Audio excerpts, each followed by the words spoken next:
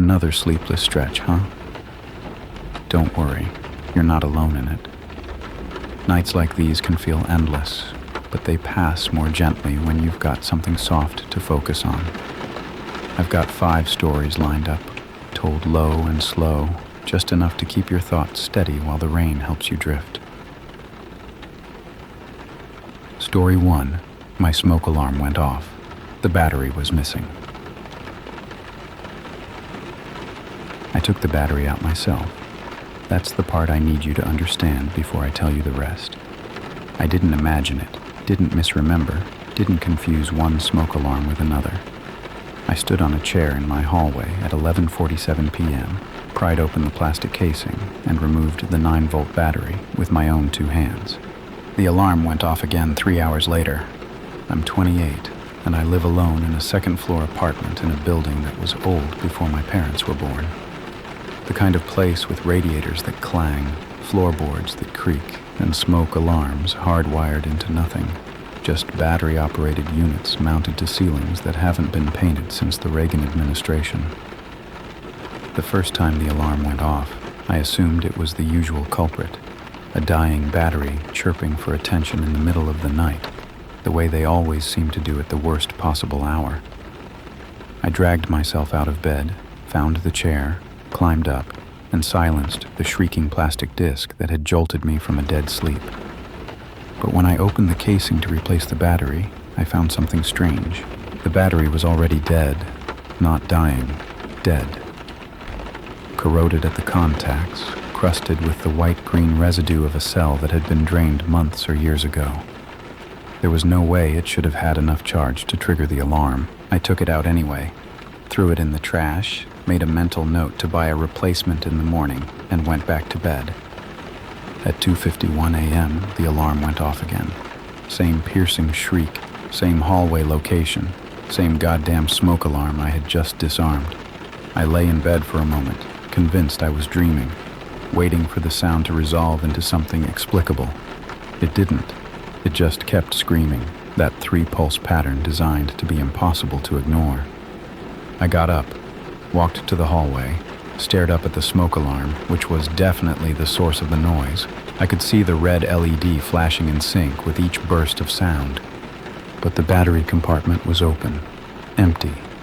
I'd left it that way after removing the dead cell, planning to close it up once I had a replacement. The alarm was going off without a battery. I stood there, ears ringing, brain refusing to process what I was seeing. Smoke alarms don't work without power. That's the whole point. That's why they chirp when the battery dies, warning you that they can't protect you anymore. Without a battery, there was nothing to trigger the sensor, nothing to power the speaker, nothing to make that impossible sound that was still drilling into my skull. I reached up and ripped the whole unit off the ceiling. The wires it was connected to, nothing. Just painted over mounting screws and a circular patch of cleaner ceiling where the disc had blocked decades of nicotine stains from the building's previous, smokier era. The alarm wasn't hardwired. It had no power source at all, but in my hands, it kept screaming. I threw it across the room, watched it hit the wall, bounce off, land face down on the hardwood floor. Silence. The alarm stopped the moment it left my hands, just cut off mid-shriek, leaving behind an absence of sound that felt almost worse than the noise itself. I stood in my hallway at 3 a.m, staring at the white plastic disc on my floor, waiting for it to start again. It didn't. I didn't sleep the rest of that night. Just sat on my couch with all the lights on, watching the smoke alarm like it might move, might speak, might do something else that violated the basic laws of physics I'd always taken for granted. In the morning, I threw it away. Walked it down to the dumpster behind my building, tossed it in with the rest of the garbage, and told myself that was the end of it. Weird malfunction, some kind of residual charge I didn't understand. A story I'd tell at parties if I ever went to parties. 3 days later, I came home from work to find a smoke alarm mounted on my hallway ceiling.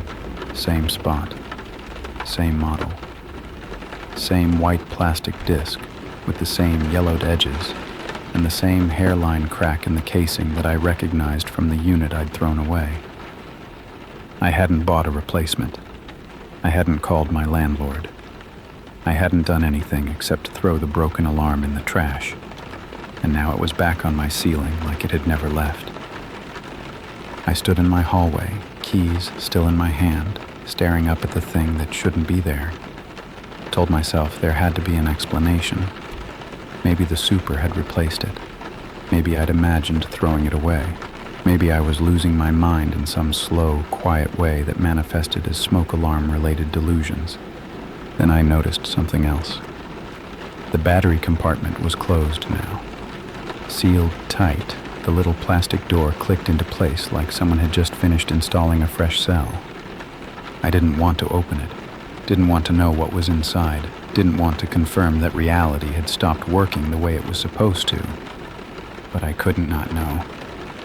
I got the chair, climbed up, reached for the compartment with fingers that wouldn't stop trembling. The door popped open. Inside, where the battery should have been, was a folded piece of paper. I pulled it out, unfolded it with hands that felt like they belonged to someone else. 4 words, written in handwriting I didn't recognize. I'm in the walls.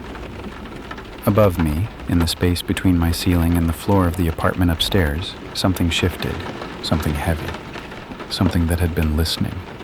I didn't move for a long time, just stood there on the chair, note clutched in my hand, listening to the silence that had replaced that heavy shifting sound. The ceiling above me was plaster, cracked in places, water-stained in others. The same ceiling I'd stared at 100 times while lying in bed, never once wondering what might be on the other side. Now I couldn't stop wondering. I got down from the chair slowly, carefully, like sudden movement might trigger something. The note was still in my hand, those 4 words burning into my vision every time I blinked. I'm in the walls, not I was or I will be. Present tense, active, ongoing. Someone was in my walls right now. I called my landlord, got voicemail, left a message that probably sounded unhinged. Something about the smoke alarm in the ceiling and needing someone to check the building's infrastructure immediately. Hung up, knowing he wouldn't call back tonight, wouldn't call back tomorrow, might not call back at all. I called the police next, explained the situation as calmly as I could, listened to the dispatcher's increasingly skeptical silence. You're saying someone put a note in your smoke alarm? Yes, and there's something in my ceiling. I heard it move. Did you see anyone enter your apartment? No, but is there any sign of forced entry? Anything missing or disturbed? I looked around. My apartment was exactly as I'd left it that morning. Nothing out of place, nothing broken, nothing that suggested anyone had been here except me. No, I admitted. But the smoke alarm. Sir, I can send an officer to take a report, but it sounds like this might be a building maintenance issue. Have you contacted your landlord? The officer who came took the note as evidence, looked at the smoke alarm with undisguised confusion, and suggested I might want to get some rest. He didn't check the ceiling, didn't take the situation seriously at all. After he left, I stood in my hallway and listened. At first, nothing. Just the ambient noise of an old building. Pipes groaning, someone's television murmuring through the walls, the distant thump of footsteps from the apartment above mine. Then I heard it again. Not from above this time. From inside the wall itself, behind the plaster, maybe 3 feet to my left. A soft sound, rhythmic, almost like breathing. I pressed my ear against the wall. The breathing stopped. I pulled back, heart hammering. Told myself it was pipes, ventilation, anything except what it sounded like. Told myself I was letting a stupid note get inside my head, manufacturing fear out of nothing. Then the wall knocked back. 3 soft taps directly opposite where my ear had been. Deliberate, responsive. Someone on the other side had heard me listening, and they wanted me to know. I grabbed my keys and left. Spent the night at a motel 15 minutes away, lying awake in a bed that smelled like industrial detergent. trying to convince myself I was overreacting. In the morning, I called my landlord again. This time, he answered. The smoke alarm? Yeah, I replaced that. Got a notice from the fire marshal that some units were missing detectors. Standard maintenance. When did you replace it? A couple days ago. Tuesday, I think. Is there a problem? Tuesday. The same day I'd come home to find the alarm back on my ceiling. The same day I'd found the note. Did you go inside my apartment? Of course. Use the master key. That's in your lease agreement. We can enter for safety inspections with 24 hours notice. I didn't get any notice. Silence on the line. Then, must have slipped through the cracks. I'll make sure you get proper notification next time. He hung up before I could ask about the note, before I could ask if he'd heard anything in the walls, seen anything strange, noticed any sign that someone besides him had been inside my home. I went back to my apartment that afternoon, told myself the landlord's explanation made sense. He'd replaced the alarm, I'd found it. The note was probably some kind of sick joke from a previous tenant that had been stuck inside the unit for years, but the note had been fresh, the paper crisp, the ink dark, not faded at all, and the handwriting had been careful, precise, like someone had taken their time. I searched my apartment, every closet, every corner, every space large enough to hide a person. Found nothing. Checked the locks on my windows, the deadbolt on my door, the gaps around my radiator pipes where someone might theoretically crawl through from a neighboring unit. Everything was sealed, secure. Then I checked the walls. I don't know what made me do it. Some instinct, some need to prove to myself that the breathing and the knocking had been my imagination. I went to my bedroom closet, pushed aside the hanging clothes, and examined the back wall. There was a seam. Not obvious. You'd never notice it unless you were looking. But the paint was slightly different on one side, the texture of the plaster subtly wrong. A rectangular outline, maybe 3 feet wide and 4 feet tall, hidden behind my winter coats. A door, cut into the wall and painted over, leading somewhere I didn't know existed. I should have called the police, should have called the landlord, the fire department, anyone with authority to investigate what was behind that hidden entrance. Instead, I pushed against the seam. The panel swung inward. Darkness beyond, the smell of dust and old wood and something else, something biological, something lived in, a crawl space maybe, or a maintenance shaft between my apartment and the next.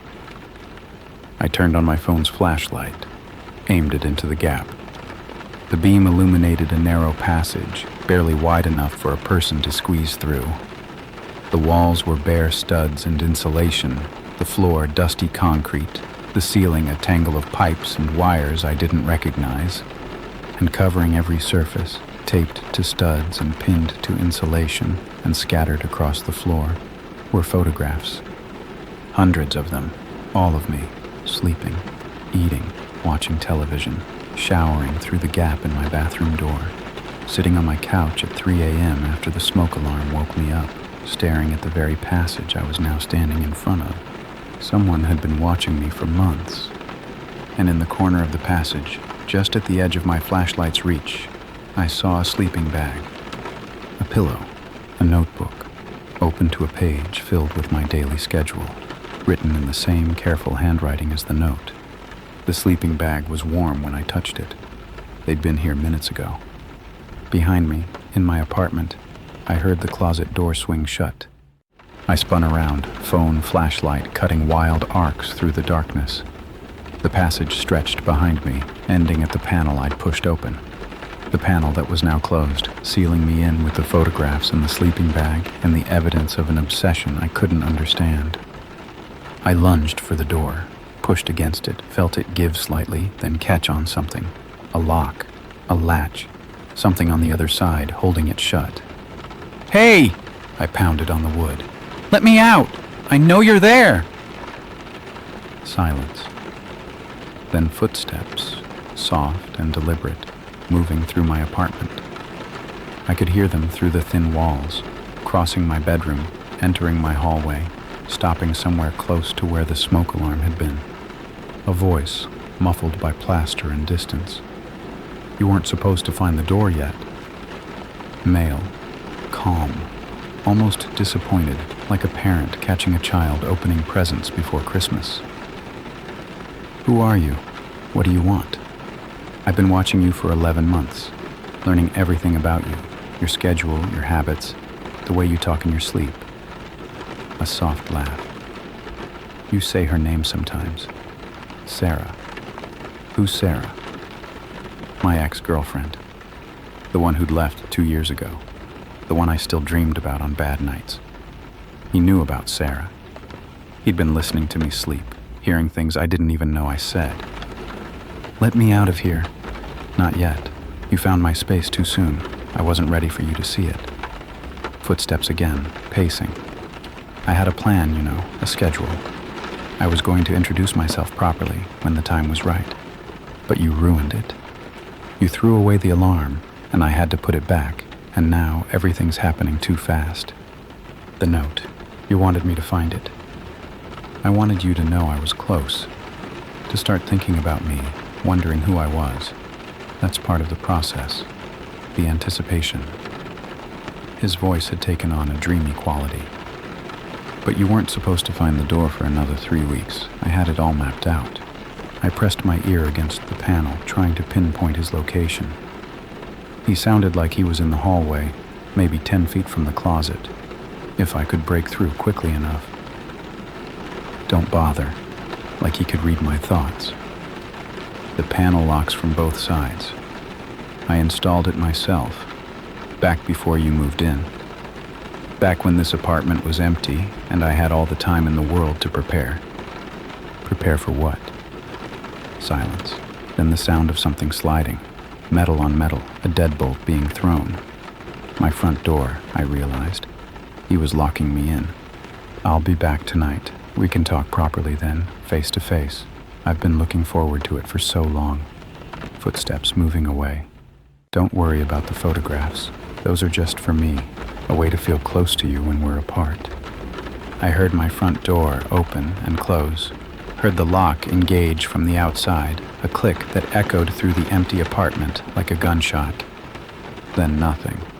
Just silence and darkness, and the smell of someone else's life pressed up against mine. I spent the next 4 hours trying to escape. The panel wouldn't budge.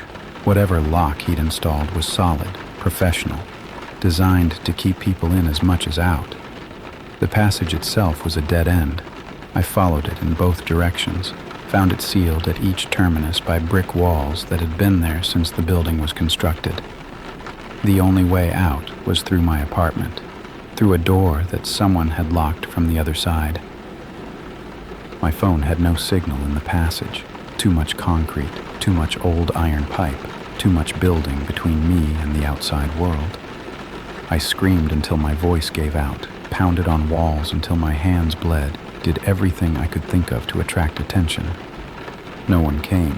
When the light through the cracks in the panel began to fade, evening, I realized, hours since I'd entered this nightmare, I finally sat down among the photographs and tried to think.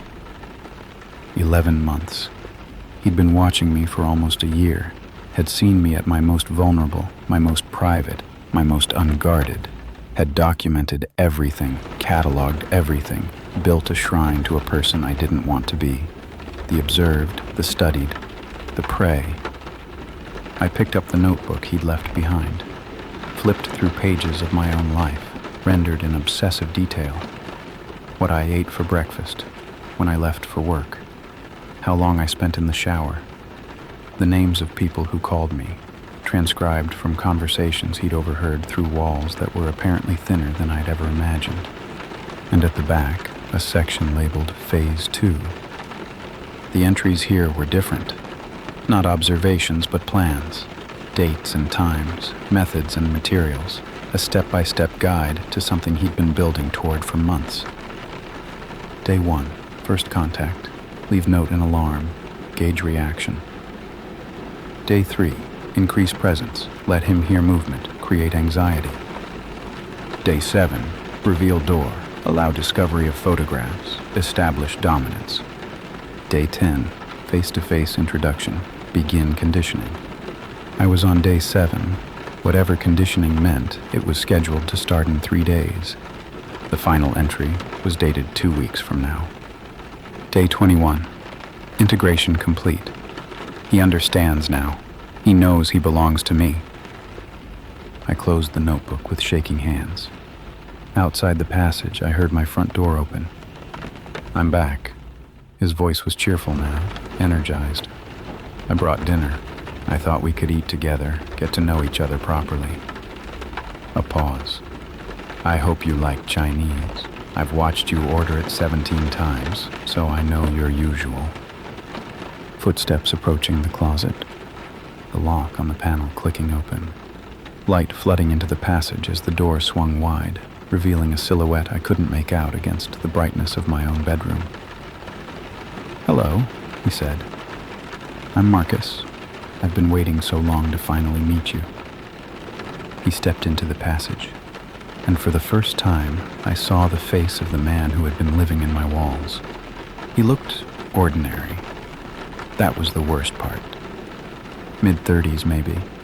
Brown hair, clean-shaven, the kind of face you'd pass on the street without a second glance. He was wearing a polo shirt and khakis, like he'd just come from an office job, and he was holding a plastic bag from the Chinese place 3 blocks away.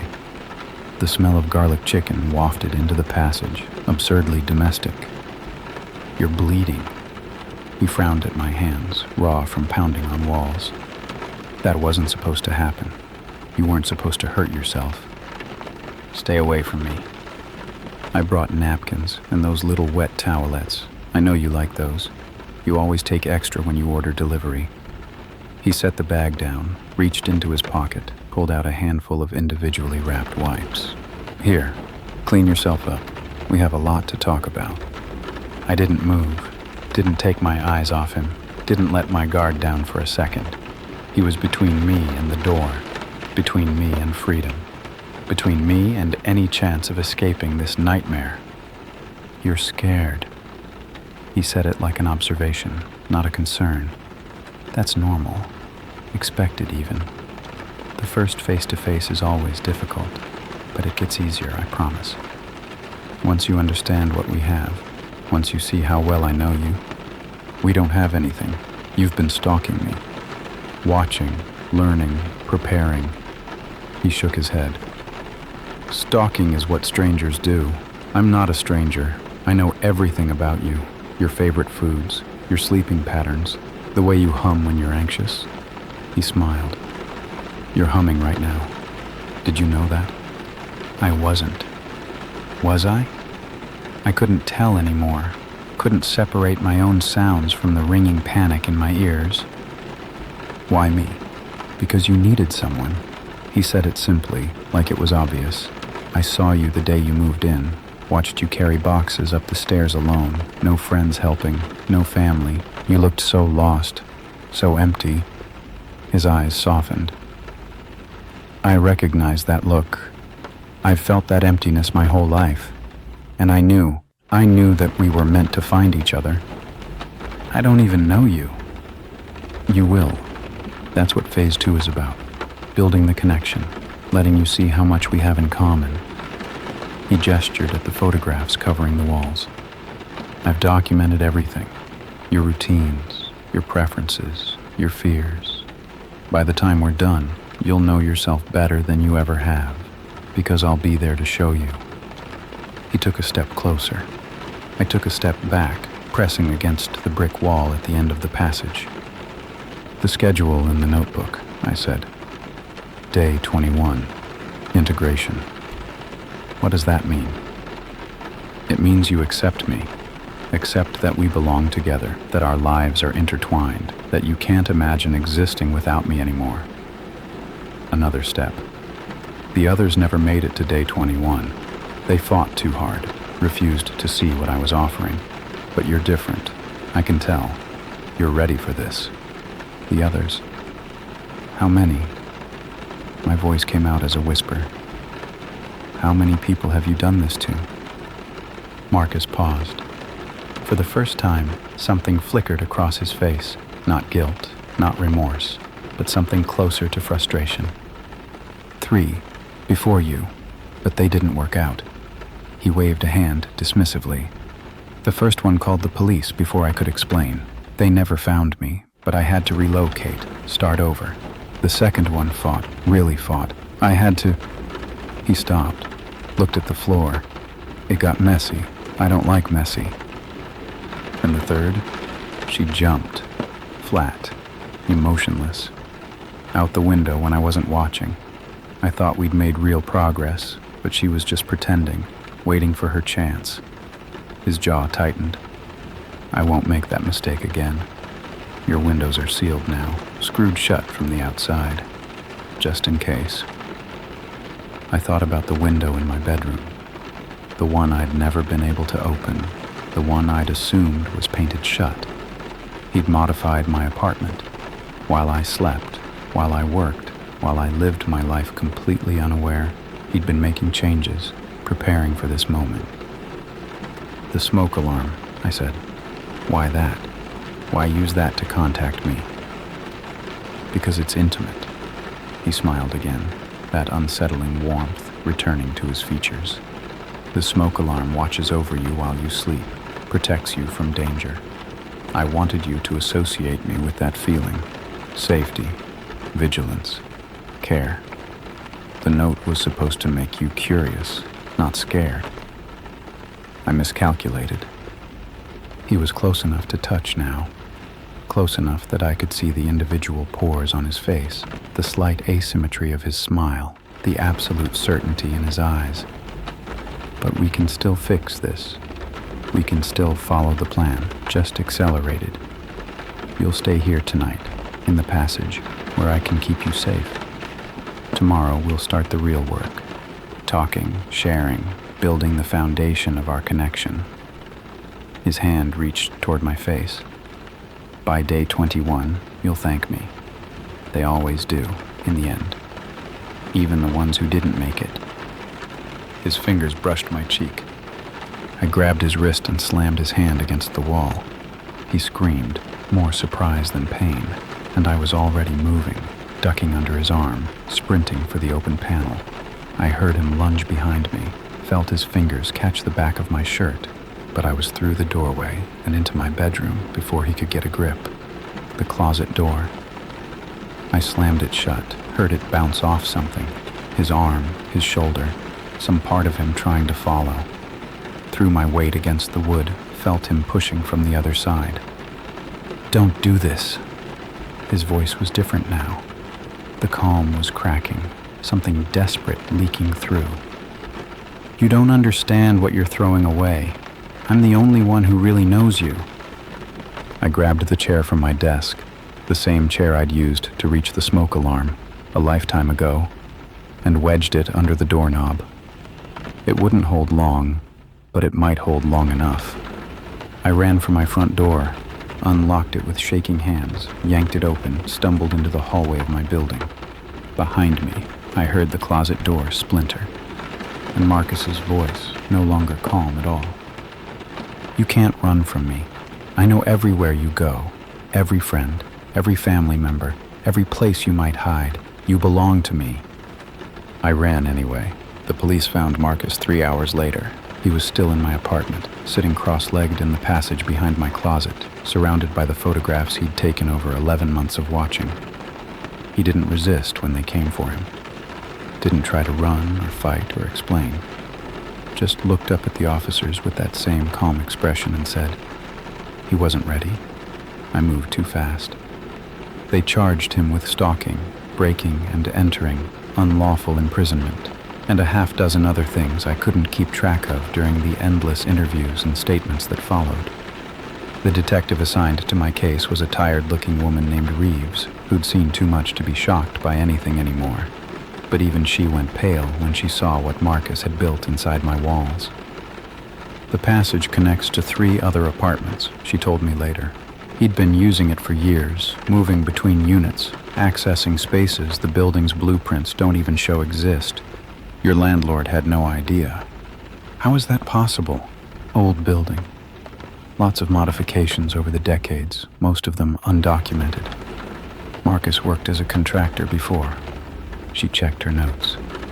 Before he was fired for behavioral issues, he knew how to find the hidden spaces, how to make them his own.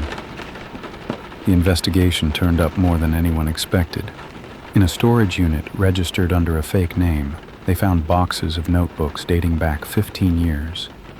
Dozens of them, each dedicated to a different person, each containing the same obsessive documentation Marcus had compiled on me. Photographs, schedules, personal details gathered through months or years of covert observation. Not 3 victims before me, 47. Most of them had never known they were being watched. Marcus would observe them for months, sometimes years, building his files, learning their lives, and then simply move on. Lose interest, find someone new, start the cycle again. But some of them had known. Some of them had found notes in unexpected places, heard sounds in their walls, discovered evidence of a presence they couldn't explain. Those were the ones who appeared in the section of Marcus's notebooks labeled active. 3 names were crossed out. The detective showed me their files. Jennifer Walsh, 2018, reported a stalker to police. Case went cold when no evidence could be found. She'd moved across the country 6 months later. Elena Vasquez, 2020, found dead in her apartment, ruled a suicide, despite the locked windows and the signs of struggle the medical examiner dismissed as inconclusive. And Thomas Chen, 2021, disappeared without a trace, still listed as a missing person, his apartment cleared out like he'd simply decided to leave. Thomas Chen, I said. That's almost my name. Detective Reeves looked at me with something like pity. Marcus has a type. Single men, late 20s, socially isolated. He looks for people who won't be missed right away, people who might not have anyone checking on them. I thought about my own life. The job that required no office presence. The friends I'd let drift away after Sarah left. The family I called maybe twice a year, on holidays when the guilt got strong enough. Marcus had chosen me because no one would notice if I disappeared. He's in prison now, awaiting trial, held without bail, facing enough charges to keep him locked up for decades if everything goes the way the prosecutor hopes. I've been assured that I'm safe, that he can't reach me, that the system will protect me from the man who lived in my walls. I don't believe it. I've moved 4 times in the 6 months since that night. New cities, new apartments, new identities cobbled together from a life I no longer trust. I check the walls of every place I stay. Knock on the plaster, listen for hollow spaces, search for seams that might hide doors I'm not supposed to find. I haven't found anything, not yet, but every time a smoke alarm chirps, the low battery warning, that sound everyone ignores, I freeze. Every time I hear a creak in the ceiling or a rustle behind drywall, my heart stops.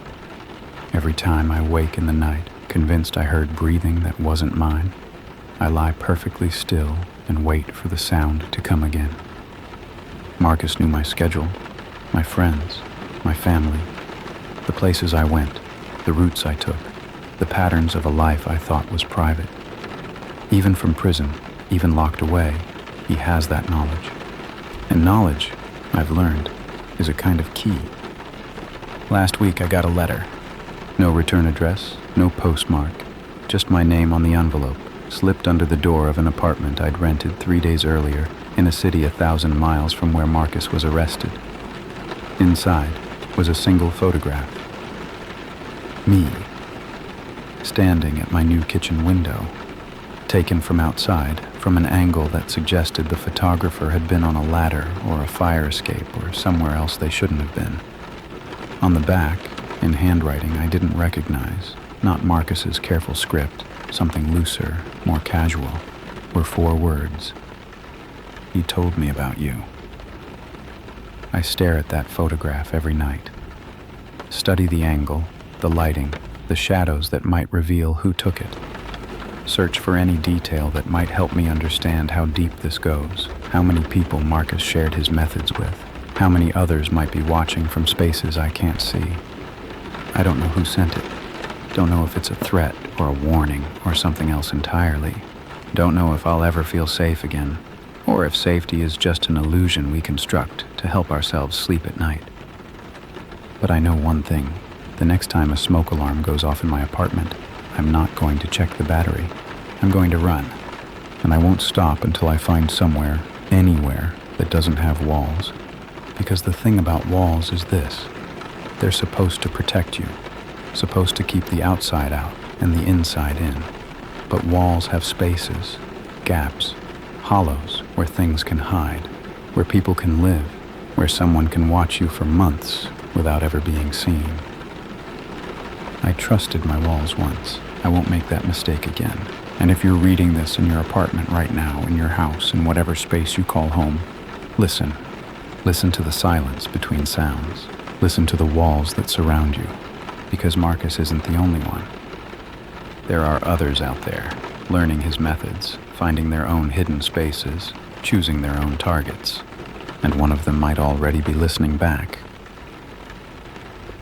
Story 2, The Airdrop from an Unknown, Mac, a photo of me.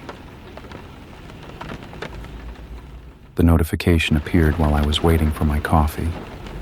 A simple pop-up, the kind I'd seen 100 times before when friends wanted to share memes or photos from the night before.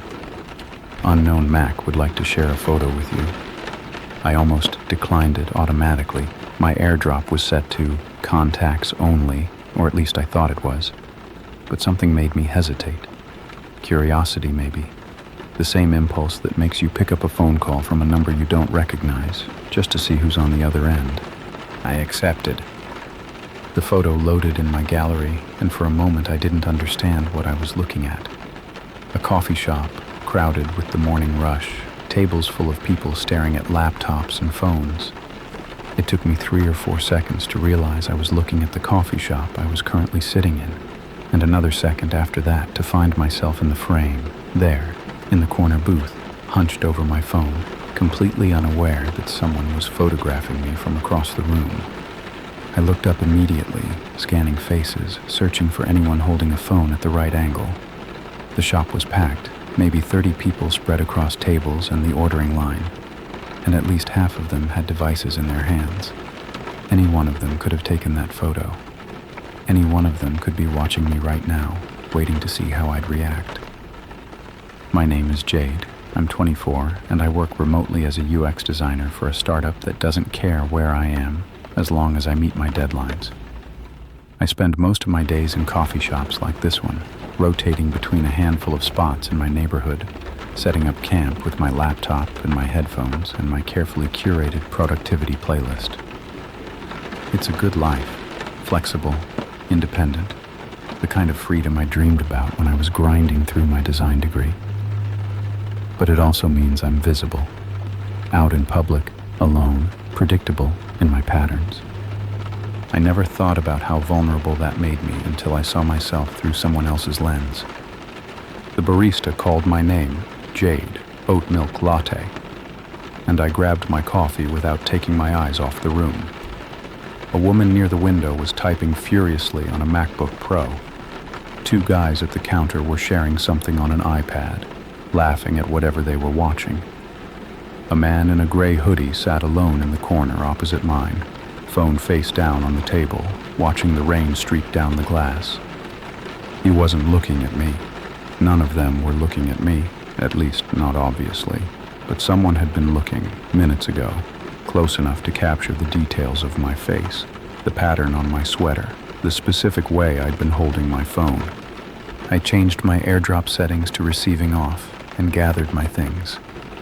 The coffee shop didn't feel safe anymore, didn't feel like the comfortable second office I'd turned it into over months of regular visits. I wanted walls around me, my apartment, my locked door, my space where strangers couldn't sit 10 feet away and document my existence without my knowledge. I was halfway home when the second notification came. This time I hadn't changed the setting back. I was certain of that. I'd watched myself toggle it off, had seen the confirmation on my screen. But there it was again, that cheerful little pop-up. Unknown Mac would like to share a photo with you. The logical part of my brain said decline, said this was some kind of glitch or hack or technical anomaly I didn't understand. But the other part, the part that needed to know who was doing this, needed to understand what was happening, that part pressed accept before I could stop myself. The photo was me again, this time on the street, maybe 100 feet back, walking with my coffee in one hand and my bag slung over my shoulder. The image was slightly blurred, like it had been taken quickly, but my face was still clearly visible. Whoever took it was behind me, following me, close enough to capture details but far enough that I hadn't noticed them when I looked over my shoulder. I spun in a full circle on the wet pavement, scanning the busy sidewalk for anyone pointing a phone in my direction. The street was crowded with the usual morning foot traffic, commuters with umbrellas, a woman pushing a stroller, a delivery guy on a bike cutting through puddles. No one was watching me, no one was paying attention, and yet someone had been photographing me 30 seconds ago from a distance I should have been able to see. I ran the rest of the way home. My apartment felt different when I locked the door behind me. The familiar space, the cluttered desk, the unmade bed, the plants I kept forgetting to water, all of it seemed thinner somehow, less solid. I dropped my bag on the floor and stood in the middle of my living room, dripping rainwater onto the hardwood, trying to convince myself that I was overreacting. Someone was messing with me, that's all. A prank, a random creep, a one-time encounter that would end now that I was safely inside my own walls. My phone buzzed. Not a notification this time. A text from a number I didn't recognize, containing nothing but an image attachment. I knew I shouldn't open it, knew that engaging with whoever this was would only encourage them. But I needed to see. I needed to know how far this went. The photo was my apartment building, the exterior shot from street level, with my window circled in red. The same editing style as those true crime documentaries where they mark the victim's last known location, clinical and precise. Below the image, 3 words, "You're home now." I looked at my window. The blinds were open, the way I always left them to let in the morning light, and from the street anyone could see directly into my living room. I stepped toward the glass, drawn by some horrible need to confirm what I already suspected. Standing on the sidewalk below, looking up at me, was a figure in a gray hoodie. The same man from the coffee shop, phone raised, pointed at my face. The flash went off. My phone buzzed again. I stumbled back from the window, yanking the blinds closed so hard the cord snapped off in my hand. The buzz came again, insistent, and I looked down at my phone to see a new photo loading in the text thread.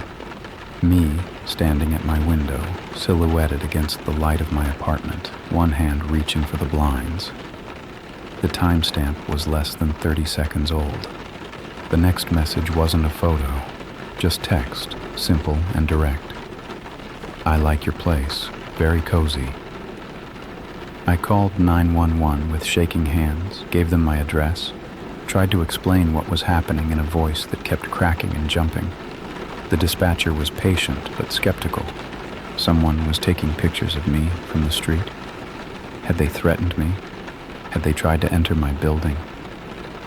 I didn't have good answers.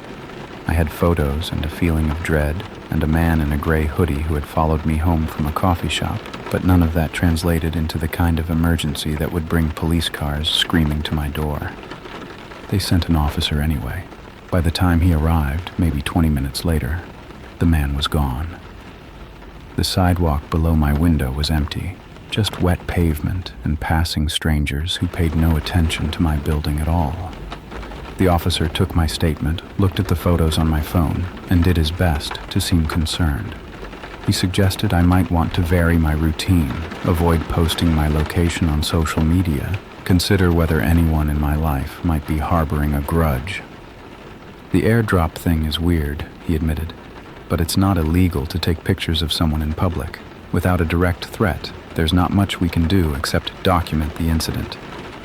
He gave me a card with a case number and told me to call if anything else happened. The way he said it made me think he didn't expect to hear from me again.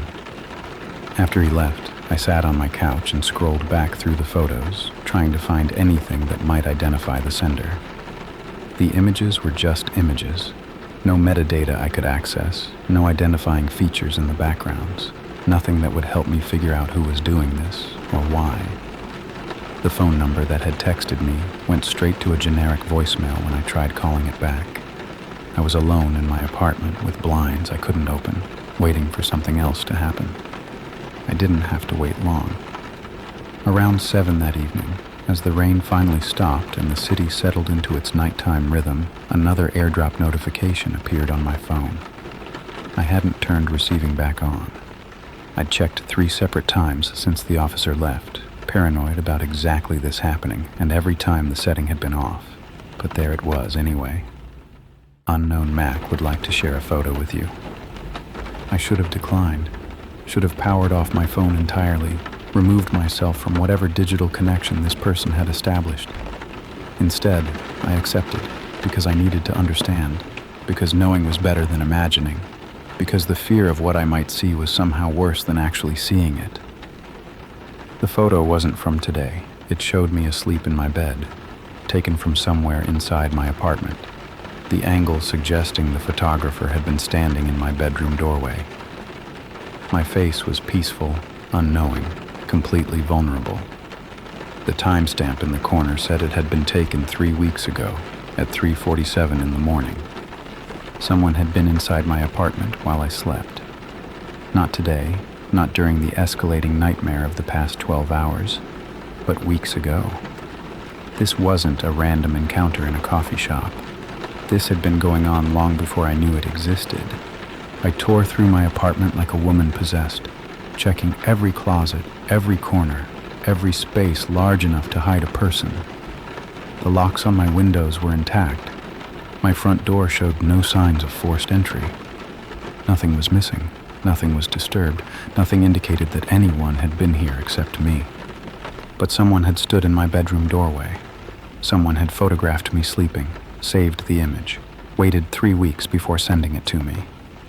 The thought made my skin crawl so badly I wanted to tear it off, to scrub myself raw, to do anything that might remove the feeling of violation that had settled into my bones. I called a locksmith, had him come out that night, change every lock, install a chain and a deadbolt that hadn't been there before. He looked at me strangely when I explained the urgency, but he did the work without asking too many questions. By the time he left, my door had 3 separate locking mechanisms, each one a tiny barrier between me and whoever had been watching me sleep. It wasn't enough. I knew it wasn't enough even as I tested each lock, listened to the satisfying click of metal engaging with metal. The man in the gray hoodie hadn't broken in, at least not in any way I could detect. He'd gotten inside my apartment without leaving a trace, had stood feet away from my unconscious body, had documented the moment like a trophy. New locks wouldn't stop someone like that. New locks were just a way of pretending I had control. My phone buzzed. Another text from the unknown number, this one without any photo attached. Just words, simple and devastating in their implication. New locks won't help. I have the building master. Always have. I looked at my door, at the shiny new deadbolt the locksmith had just installed. Then I looked at the gap beneath it, where a sliver of hallway light was visible. A shadow passed across that sliver. Someone standing just outside, blocking the light for just a moment before moving on. I didn't sleep that night. In the morning, I went to the building management office. The property company ran 6 buildings in the neighborhood, all of them older apartments like mine, and their headquarters occupied a cramped storefront 2 blocks away. I'd been there once before when I first signed my lease, and I remembered the bored receptionist and the filing cabinets that looked like they hadn't been organized since the Reagan administration. The same receptionist was there when I walked in, a heavy-set woman with reading glasses perched on her nose and a romance novel open on her desk. She looked up at me with the particular expression of someone who expected to hear a complaint and was already preparing her standard deflections. I told her I needed to know who had master key access to my building, and her expression shifted from bored to guarded. That's not information we typically share with tenants, she said. Building security protocols, you understand. Someone's been entering my apartment without permission. I have photos, evidence that someone was inside while I was sleeping. I need to know who has the ability to get through my door. I was trying to stay calm, trying to present myself as a reasonable person with a legitimate concern, but my voice kept climbing toward something that sounded closer to hysteria. The receptionist studied me for a long moment, then sighed and turned to her computer. I can tell you that master key access is limited to essential personnel only: building superintendent, maintenance staff, and emergency services. That's 4 people total for your building, and they're all background checked. She squinted at the screen. According to our records, there haven't been any authorized entries to your unit in the past 6 months. What about unauthorized entries? Is there a log? The master keys aren't tracked electronically. It's an older system. She must have seen something in my face because her tone softened slightly. Look, if you're really concerned about security, I can submit a request for an audit. But that takes time. And honestly, our maintenance guys have been with the company for years. I can't imagine any of them. Can I see a list? Names, photos, anything? She hesitated, then shook her head. I'd need authorization from the property manager for that, and she's out until Monday. But I can give you the non-emergency maintenance line if you want to file a formal complaint.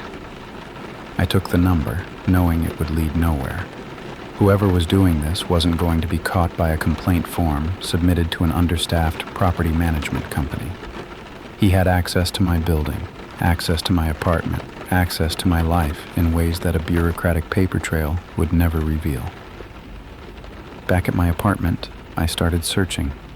Not for the man himself, I had no idea where to begin with that, but for evidence of how long he'd been watching. I went through my phone's photo library, looking for anything that seemed wrong, any image that might have been taken without my knowledge. Found nothing obvious, but that didn't mean much. If he was sending me photos now, he might have been taking them for months, storing them somewhere I'd never see. I checked my laptop next, opened the webcam settings, looked for any indication that the camera had been accessed without my permission. The activity log was clean, but I'd read enough articles about webcam hacking to know that logs could be falsified, that sophisticated attackers could cover their tracks completely. I put a piece of tape over the lens anyway, feeling paranoid and justified in equal measure. Then I checked my social media. I wasn't a heavy poster. A few Instagram stories here and there, the occasional tweet about design trends. Nothing that seemed particularly revealing. But as I scrolled back through my history, I started to notice patterns. Photos from coffee shops that showed the street outside, check-ins at locations I visited regularly, time-stamped posts that would tell anyone paying attention exactly where I was and when. And in the comments, mixed among the responses from friends and strangers, a username I didn't recognize, Gray_observer_00. He'd liked dozens of my posts over the past 6 months, left a few generic comments that I'd never thought twice about, followed me quietly without ever drawing attention. His profile was nearly empty. No photos, no personal information, just a gray default avatar and a creation date from 8 months ago. 8 months. He'd been following me online for 8 months before that first airdrop in the coffee shop. I clicked through to his followers, his following, looking for any connection to my real life. Found nothing except other accounts that seemed equally fake, equally empty. A network of gray avatars watching and waiting. The account had no posts of its own, no stories, no content at all.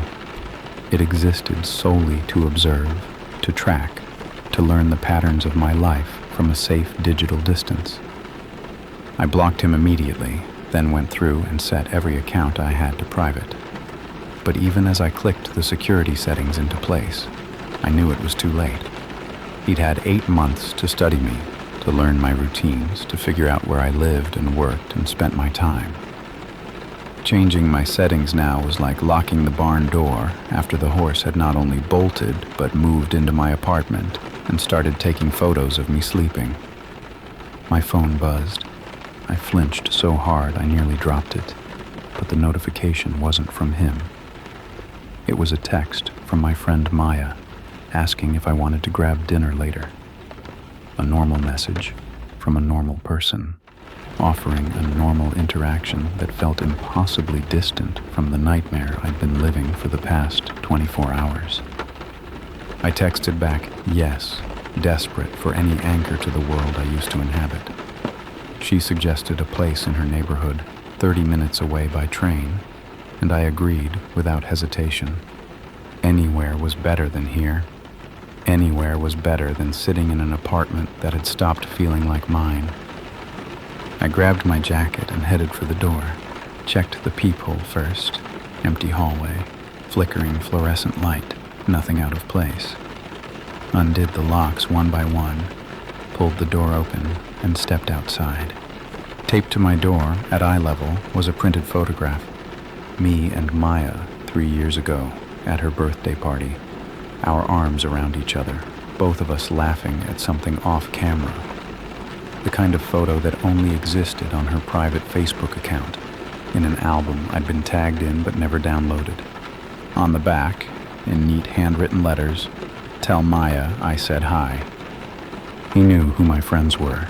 He knew where I was going before I'd even left.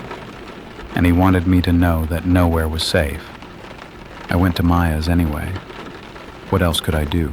Barricade myself in an apartment he could enter at will, wait for whatever came next. At least at Maya's I'd have another person, a witness, someone who could call for help if things went wrong. I took the photo with me as evidence, shoved it into my bag alongside my phone and my keys and the small canister of pepper spray I'd bought months ago and never thought I'd actually need. The train ride was 30 minutes of controlled panic. I sat with my back to the wall, watching every face in the car, searching for gray hoodies and phones held at suspicious angles. No one seemed to be paying attention to me, but that didn't mean anything anymore. He'd photographed me dozens of times without my knowledge. He could be anywhere, anyone, hidden in plain sight among the commuters and tourists filling the evening train. Maya met me at her door with a hug and a concerned expression. I'd texted her on the way, given her the abbreviated version. Someone was stalking me. I didn't feel safe at home. I needed somewhere to stay for the night. She'd responded with the immediate, unquestioning support that had made her my best friend since college, clearing off her guest bed and putting a bottle of wine in the fridge before I even arrived. I showed her everything. The photos, the texts, the printed image that had been taped to my door.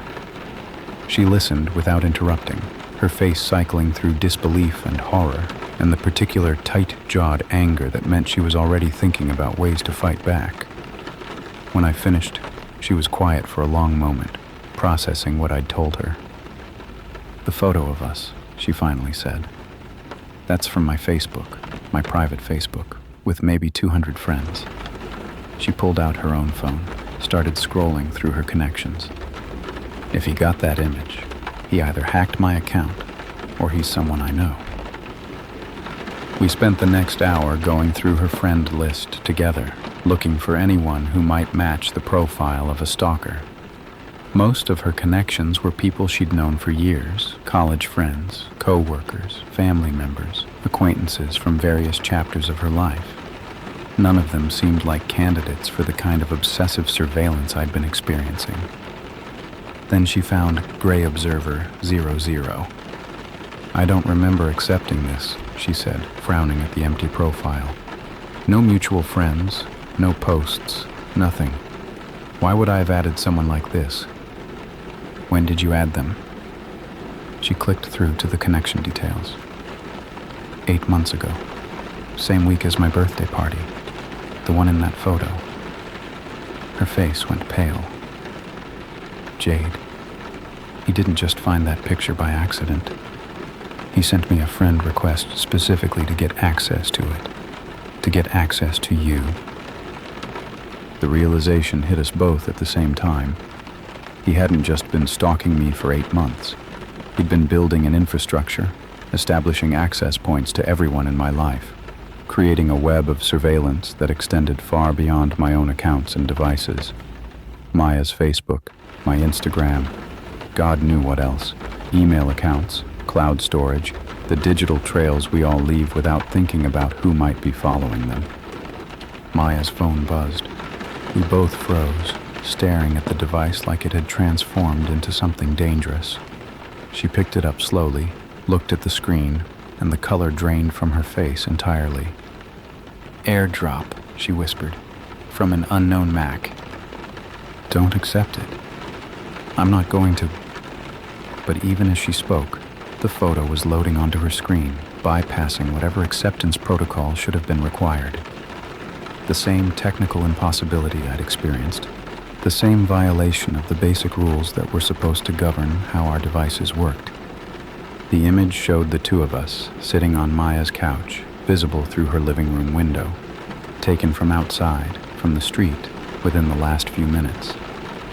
We were both looking down at her phone, our faces illuminated by the screen glow, completely unaware that we were being watched. Maya ran to the window and pulled the curtains shut. I was already calling 911, reporting the situation in a voice that had gone flat and mechanical with fear. The dispatcher promised to send officers, asked us to stay inside, told us not to engage with anyone who might approach the building. We sat in the center of her apartment, away from windows, away from doors, waiting for the police and listening for any sound that might indicate someone was trying to get in. Maya's building was more secure than mine. A doorman during business hours, a key fob system for after-hours entry, but I no longer trusted any security measure to keep him out. He'd gotten into my apartment with a master key. He'd gotten into our phones through whatever technical witchcraft allowed him to bypass our settings. Locks and doormen seemed almost quaint by comparison. The police arrived within 15 minutes.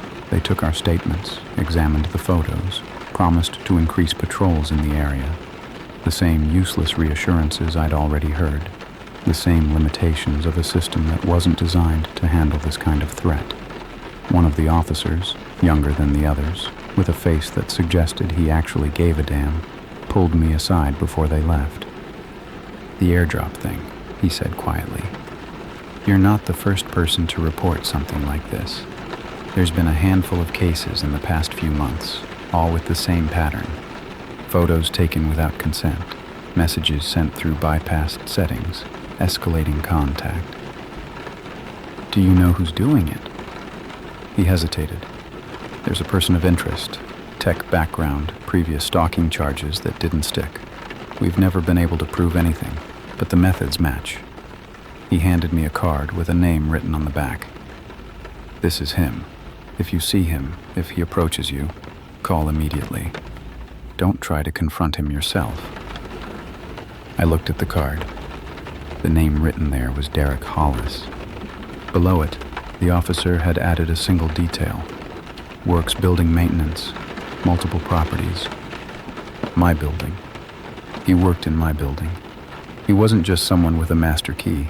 He was someone whose job gave him legitimate access to every apartment in the complex. Someone who could enter my home without raising any suspicion at all. I looked up from the card, a new kind of horror settling into my chest. "He's working tonight," I said. "He has to be. That's how he knew I left." The officer was already reaching for his radio. They arrested Derek Hollis at 11:47 that night.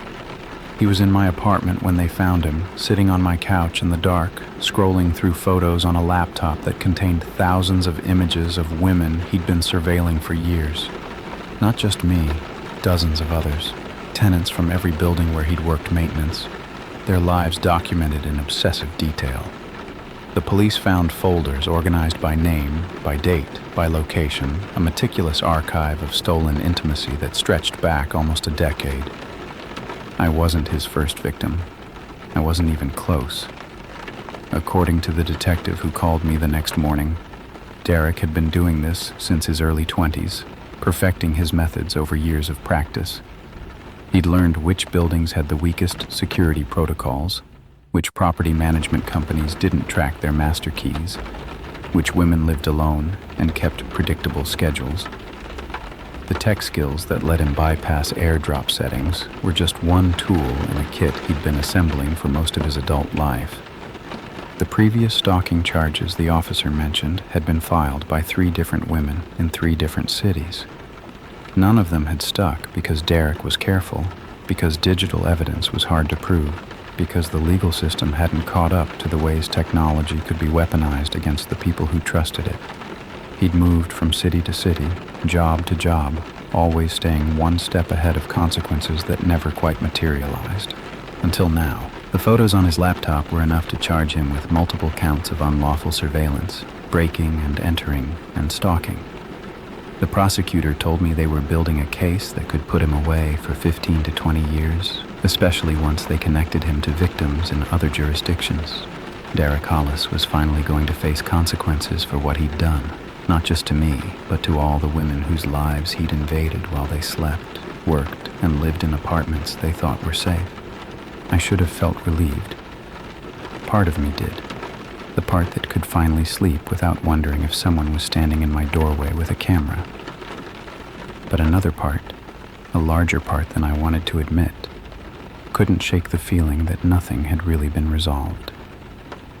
Derek was one person, one predator in a world full of people who had learned the same techniques, developed the same obsessions, discovered the same vulnerabilities in the systems we all depended on. I moved out of my apartment 3 weeks after the arrest. Couldn't stand being in a space that had been so thoroughly violated. Couldn't look at my bedroom doorway without seeing the angle of that photograph. Couldn't exist in rooms where someone else had existed without my knowledge or consent. I found a new place in a different neighborhood, a building with better security and no maintenance staff who had unsupervised access to tenant units. The rent was higher, but the peace of mind was supposed to be worth it. It wasn't, really. Peace of mind isn't something you can buy back once it's been taken. I still check my airdrop settings obsessively, even though I know it doesn't matter. Derek had proven that settings could be bypassed, that the rules we thought governed our devices were more like suggestions for anyone with the right skills. I still cover my webcam, still sweep my apartment for hidden cameras, still flinch when my phone buzzes unexpectedly. The hypervigilance has become part of who I am, a permanent alteration to my operating system that I don't know how to uninstall. Maya and I don't talk as much as we used to. It's not her fault. She was nothing but supportive through the whole ordeal, testified at Derek's preliminary hearing, helped me move into my new apartment. But every time I see her, I think about that photograph of us on her couch, taken through her window while we thought we were safe. I think about how he used her to get to me, how he built a network of surveillance that extended through my friendships like roots through soil. Being around her reminds me of how vulnerable we all are, how the connections that make life worth living can be turned into attack vectors by anyone patient enough to exploit them. I testified at Derek's trial last month, sat in a courtroom and described what it felt like to see myself through his lens, to know that my most private moments had been documented and archived by someone I'd never met. He watched me the entire time, those ordinary features arranged into an expression I couldn't read. Not remorse, not anger, just a flat attentiveness that reminded me of the way he must have looked while photographing me through windows and doorways. When the verdict came back guilty on all counts, he didn't react at all. Just nodded slightly, like he'd been expecting it. Like this was just another phase in a process he'd been through before. He'll be in prison for a long time. The judge made sure of that, citing the number of victims and the sophistication of his methods. But I know that prisons have internet access, that inmates can communicate with the outside world, that someone with Derek's skills could continue his work even from behind bars. I know that the techniques he developed are documented somewhere, shared in forums and chat rooms, where people like him gather to compare notes. I know that for every Derek Hollis who gets caught, there are a dozen others who never do. I still work from coffee shops sometimes, not as often as before, and never at the same place twice in a row, but I haven't let him take that from me completely. I sit with my back to the wall, laptop angled so no one can see my screen, AirDrop permanently disabled, even though I know it doesn't matter. I watch the people around me, the students with their textbooks, the remote workers with their headphones, the strangers who might be exactly what they appear to be or might be something else entirely. Every time my phone buzzes, I hold my breath for just a moment before looking at the screen. Every time I see a notification from an unknown source, my heart stutters in my chest. Every time I catch someone looking in my direction, I wonder if they're just glancing around the room or if they're adding another photo to a collection I'll never see. Derek Hollis is in prison, but what he taught me can never be unlearned. We're all being watched, all the time, by devices we carry willingly and systems we don't understand. The only question is whether anyone's paying attention to the feed. Whether anyone's saving the photos, building the folders, learning the patterns of our lives while we go about them unaware. I used to think privacy was a right. Now I know it's an illusion, a comfortable fiction we tell ourselves so we can function in a world where every coffee shop has cameras, every phone has a lens, and every stranger is one accepted notification away from becoming something much worse. If you're reading this on your phone right now, in a coffee shop or a train or your own living room, do me a favor. Check your AirDrop settings. Then look up, look around. Ask yourself who might be watching and whether you'd ever know if they were. Because I didn't know. Not for 8 months. Not until someone decided to show me exactly how invisible walls really are. And by then, it was already far too late. Story 3. The person who stood behind my car in the dark. This happened about 2 years ago, when I was 23. I need to give you some context first, because I think it matters. I think it explains why I didn't react the way I should have, why I kept telling myself I was imagining things when I clearly wasn't. I had just gone through a breakup. 2 years with this guy, living together for the last 8 months of it, and then one day it was just over. I won't get into the details because that's not what this story is about, but the point is, I had to move out, fast. Found a 1-bedroom apartment in this complex about 20 minutes from where we used to live together. It wasn't fancy, beige walls, tiny kitchen, a window that looked out at another building's wall. But it was mine. First place I'd ever lived completely alone. I told myself I liked the independence, told myself it was good for me, healing, whatever. But honestly, the silence got to me. I'd come home after work and the apartment would just be so quiet. No TV in the background, no one asking how my day was, no sounds of someone else existing in the same space. Just me and the hum of the refrigerator and the occasional creak of the building settling. I was working at this clothing store in a strip mall at the time. Nothing special. Mid-range stuff. The kind of place where moms buy work blouses and teenagers buy homecoming dresses. I'd been there about 8 months total, but I'd only started doing closing shifts after the breakup. They paid a little better, and I needed the money. Moving out had wrecked my savings, maxed out a credit card I was still trying to pay off. So when my manager asked if anyone wanted to pick up more closes, I volunteered. Closing shift meant getting off around 10:15, sometimes 10:30 if the registers were slow to balance. By that time, the strip mall was mostly dead. A few restaurants stayed open later, but their customers parked on the other end of the lot. My section, near the clothing store and the phone place and the sandwich shop that closed at 9, was always empty by the time I walked out. I didn't mind it, actually. There was something almost peaceful about it. The lot had this orange glow from the sodium lights, and in the fall, when the rain started, everything had this wet asphalt smell that I kind of liked. I'd walk to my car with my keys in my hand, the way my mom always taught me, and I'd listen to the sound of my footsteps echoing off the pavement. Sometimes I'd wave to Mariana, who worked at the phone store and always seemed to close the same nights I did. Sometimes I'd see the older guy locking up the sandwich shop, and we'd nod at each other. It felt safe, routine, the kind of boring that you don't appreciate until it's gone. The drive home was 15 minutes of empty streets and traffic lights that always seemed to turn green for me. I'd crack the window sometimes, let the cold air keep me awake. The rain had started in late October that year, and it felt like it never really stopped. Just this constant gray drizzle that turned everything damp and soft. My windshield would fog up before the heat kicked in, and I'd sit there for a minute, waiting, listening to the wipers thump back and forth. It became this little ritual. Close the store, walk to the car, wait for the fog to clear, drive home. Home meant the parking garage. Underground, 3 levels, fluorescent lights that buzzed in that way fluorescent lights do. I had an assigned spot on the 2nd level, close to the elevator, which I was grateful for. The garage always felt a little creepy at night, all that concrete and shadows and weird echoes, but I told myself I was being dramatic. It was a nice building, safe neighborhood, the kind of place where people walked their dogs at 10 p.m. and didn't think twice about it. I'd been doing this routine for about 3 months when it started. 3 months of closing shifts and quiet drives and falling asleep to the sound of rain against my window. 3 months of feeling like I was finally getting my life back on track, finally adjusting to being alone.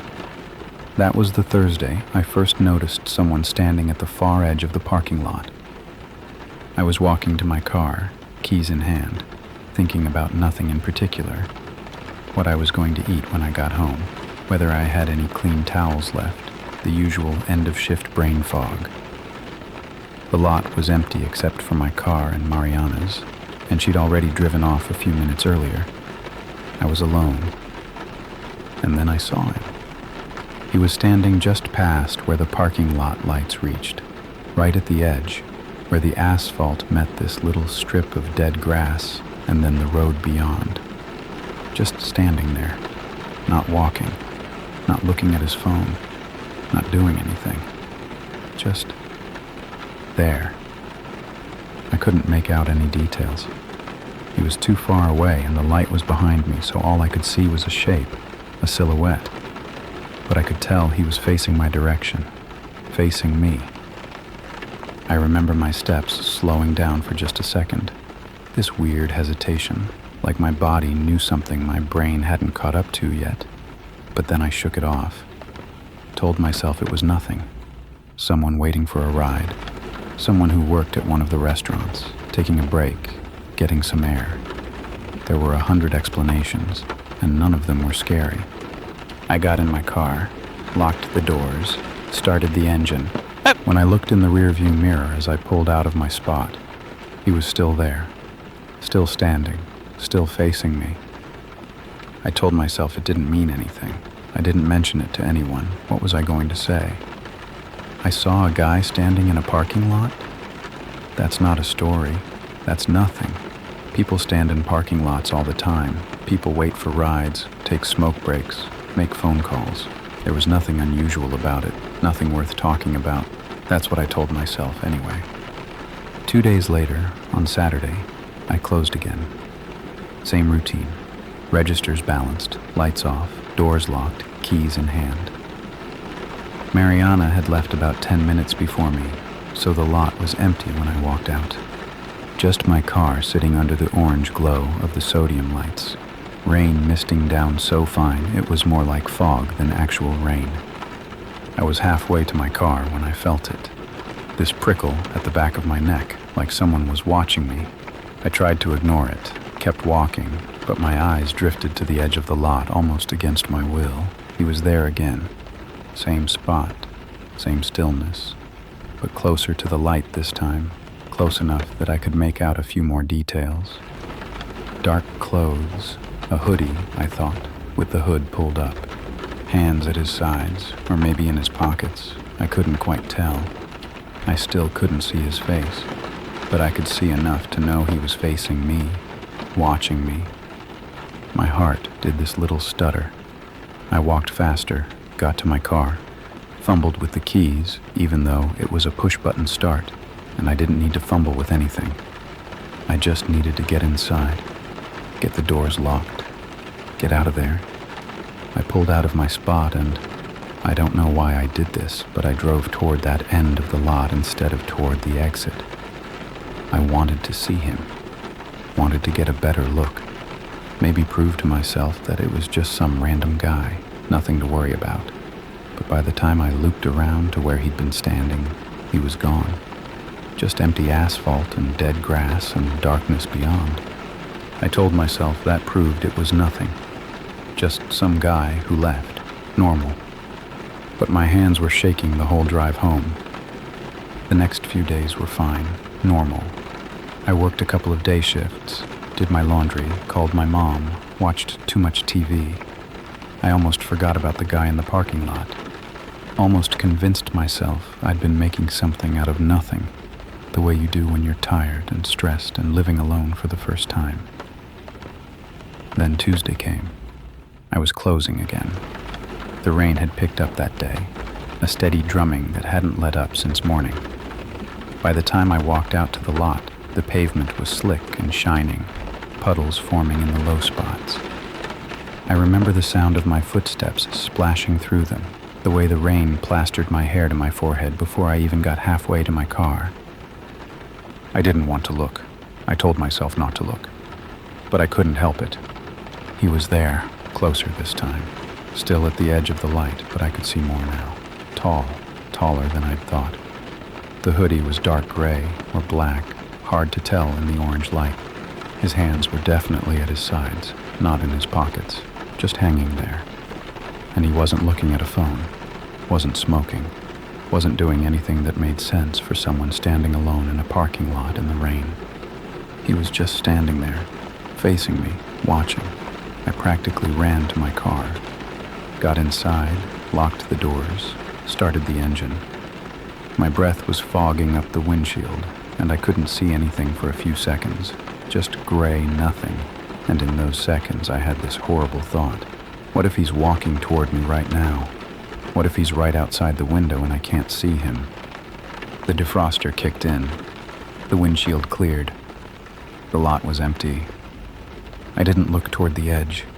I just drove. The next day at work, I finally said something. Jess and I were folding clearance sweaters, and I tried to keep my voice casual. Hey, have you noticed anyone weird in the parking lot lately? Like, hanging around after close? Jess shrugged without looking up. Define weird. It's a strip mall.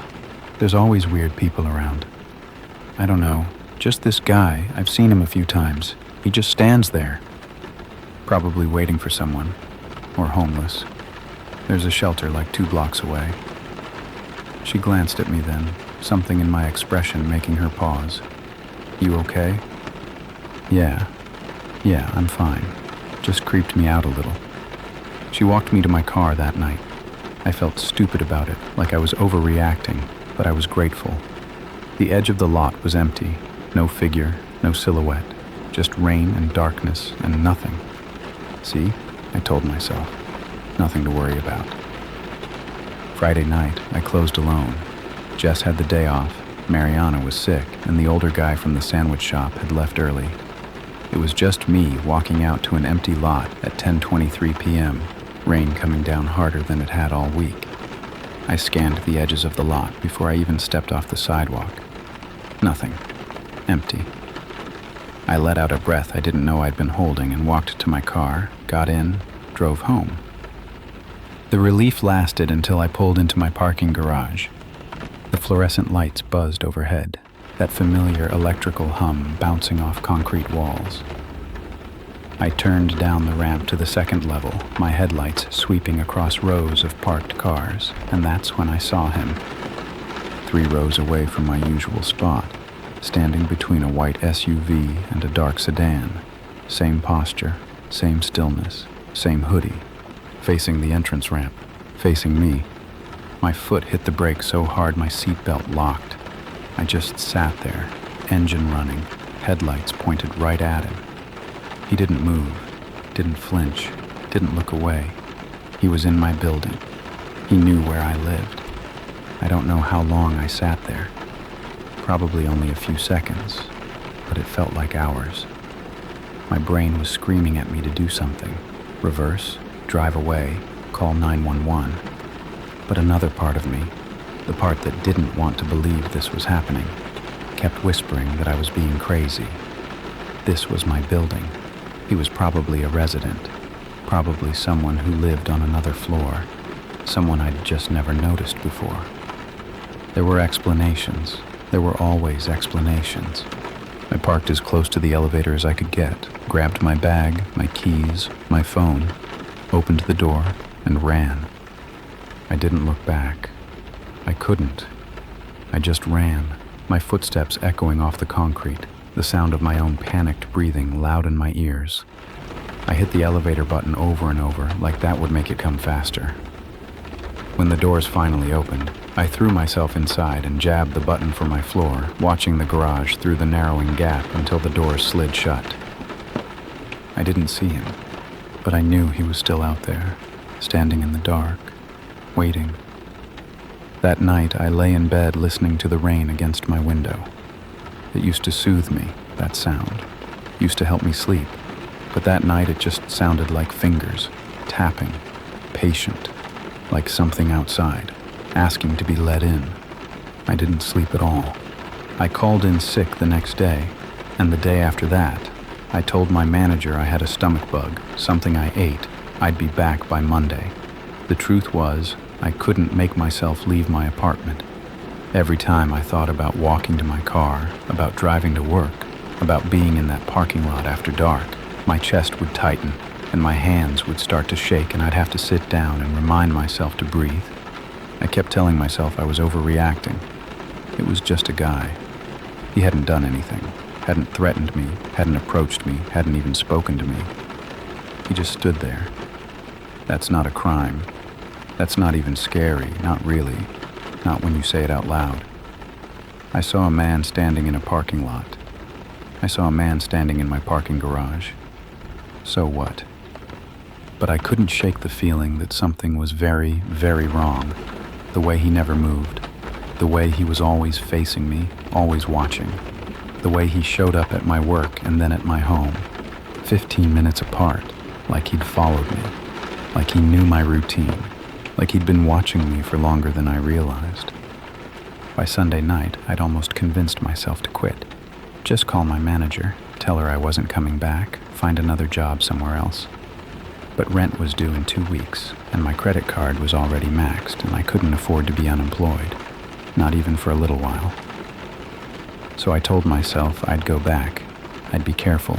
I'd park under the brightest light and walk out with other people, and everything would be fine. Monday came. I worked a day shift, and nothing happened. The parking lot was full of cars and people and sunlight, and I felt stupid for being so scared. See, I told myself, it's fine. You're fine. Tuesday, I was scheduled to close. I spent the whole day with this low-grade dread humming in my stomach. Couldn't eat, couldn't focus. Kept checking my phone like I was expecting bad news. Jess noticed. You sure you're okay? You look like you're about to throw up. I'm fine, I said. Just tired. I wasn't fine. At 9:45, we started closing procedures, registers, fitting rooms, displays, the usual routine, but my hands wouldn't stop trembling. I kept glancing at the front windows, at the darkness beyond, even though I couldn't see the parking lot from inside the store. At 10:17, we were done. Jess had already left. She was parked on the other side of the lot and had walked out a few minutes earlier. I was alone. I stood at the back door for a long moment, keys in my hand, heart pounding. I'd texted my mom before my shift.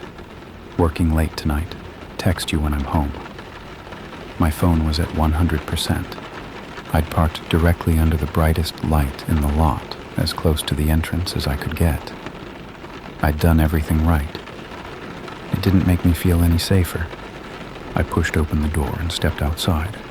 The rain had slowed to a drizzle, more mist than anything, the kind that hangs in the air and makes everything look soft and blurred. The parking lot was empty.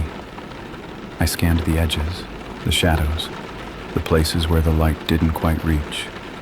Nothing, no figure, no silhouette, no one watching. I let out a breath, started walking. My footsteps sounded too loud on the wet pavement, echoing in the emptiness. I kept my keys in my hand, the way my mom taught me. even though I knew it was more for comfort than actual protection. My car was right there, 30 feet away. 20, 10. I made it. I unlocked the door, slid inside, pulled it shut behind me, locked it immediately. My hands were shaking as I put the key in the ignition, but I was okay. I was safe. I was in my car with the doors locked, and in 30 seconds I'd be driving away from here. I started the engine, adjusted my mirror out of habit, put the car in reverse. The backup camera flickered on, and he was there, standing directly behind my car, inches from my bumper, so close that if I'd tapped the gas, I would have hit him. He was looking at the camera, looking at me. I can't describe what it felt like to see him there. The backup camera has this night vision mode, everything washed out in shades of gray and green, and his face, I could finally see his face, looked wrong, pale and flat and expressionless, like a mask, like something not quite human. He wasn't smiling, he wasn't frowning, he wasn't anything, just staring, right into the camera, right into my eyes. I couldn't move, I couldn't breathe. My hand was frozen on the gear shift, my foot hovering over the pedal. Every part of my body was screaming at me to do something, drive, run, scream, but I couldn't. I was paralyzed, like a deer in headlights, like prey. He didn't move either, just stood there, blocking me, trapping me. I don't know how long we stayed like that. 5 seconds. 10. It felt like forever. The rain misting on my windshield, the engine humming, the backup camera showing me this man who had been following me, watching me, and was now standing close enough to touch my car. Finally, something in me snapped. I slammed my hand on the horn. The sound shattered the silence, so loud it hurt my ears, echoing across the empty lot. I held it down, one long, continuous blast, hoping someone would hear, hoping someone would come. He didn't flinch, didn't step back, didn't look away, didn't react at all, just kept staring. I grabbed my phone. My hands were shaking so badly I could barely unlock it. I managed to dial 911, pressed the phone to my ear, and when the operator answered, "911, what's your emergency?" My voice came out in this broken, gasping whisper. "There's a man behind my car. He's standing there. He won't move. I can't leave. He's blocking me." "Ma'am, can you tell me your location?" I gave her the address, or tried to. The words kept catching in my throat. I was crying, I realized. Tears running down my face, mixing with the fog on the windshield. "Are you in a safe location? Are your doors locked?" Yes, I'm in my car. The doors are locked. But he's right there. He's right behind me. I can see him on the camera. Why isn't he moving? Why is he just standing there?" "Ma'am, I need you to stay calm. Officers are on their way. Stay in your vehicle. Do not get out for any reason. Can you describe him?" I tried. Tall, dark hoodie. I couldn't see his face clearly, just that pale blur on the camera. The operator kept talking, kept asking questions, but I could barely hear her over the sound of my own heartbeat, over the blood rushing in my ears. I looked at the backup camera again. He was gone, just like that. The space behind my car was empty, nothing but wet asphalt and the glow of my taillights. I whipped around, looking out every window, checking every mirror. The parking lot was empty. The shadows at the edges were still. He was gone. But where? Where did he go? I sat there with my hand on the horn, ready to slam it down again if I saw even a flicker of movement. My eyes were jumping everywhere. The rear-view mirror, the side mirrors, the windows, the backup camera that now showed nothing but empty space. The 911 operator was still talking in my ear, asking me questions, but I could barely process the words. "Ma'am, are you still there? Can you still see him?" "He's gone," I whispered. "He was right there and now he's gone. I don't know where he went." "Okay, officers are less than 5 minutes out. I need you to stay on the line with me. Keep your doors locked. Do not exit the vehicle." "Where did he go?" I wasn't really asking her. I was asking myself, asking the universe. He'd been right there, right behind my car, close enough that I could have opened my door and touched him, and then he just wasn't. I kept checking the mirrors, kept expecting to see his face appear at my window, that pale, expressionless mask pressed against the glass. The rain was picking up again, streaking down the windshield, blurring the edges of everything. Every shadow looked like him. Every dark shape between the cars could have been a man standing still, watching, waiting. The seconds crawled by. The operator asked me to describe him again. I tried. Tall, dark hoodie. I couldn't remember anything else. Couldn't remember if I'd ever seen anything else. Just that face on the backup camera, washed out and wrong, staring at me like he could see right through the screen. "Ma'am, I'm showing units arriving at your location now. Do you see them?" I didn't. Not at first. Then headlights swept across the lot, and I saw the police car pulling in from the main road. Then another one, right behind it. Red and blue lights flickering on, painting the wet asphalt in streaks of color. I started crying again. Not from fear this time, from relief. Pure, overwhelming relief. They were here. Someone was here. I wasn't alone anymore. An officer approached my window.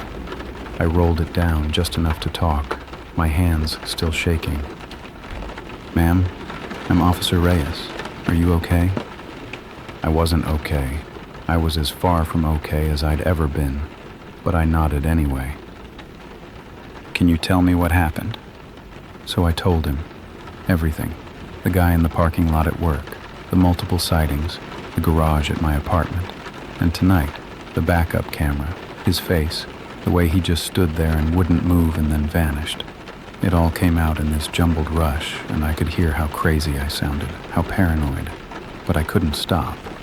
Officer Reyes listened, wrote things down.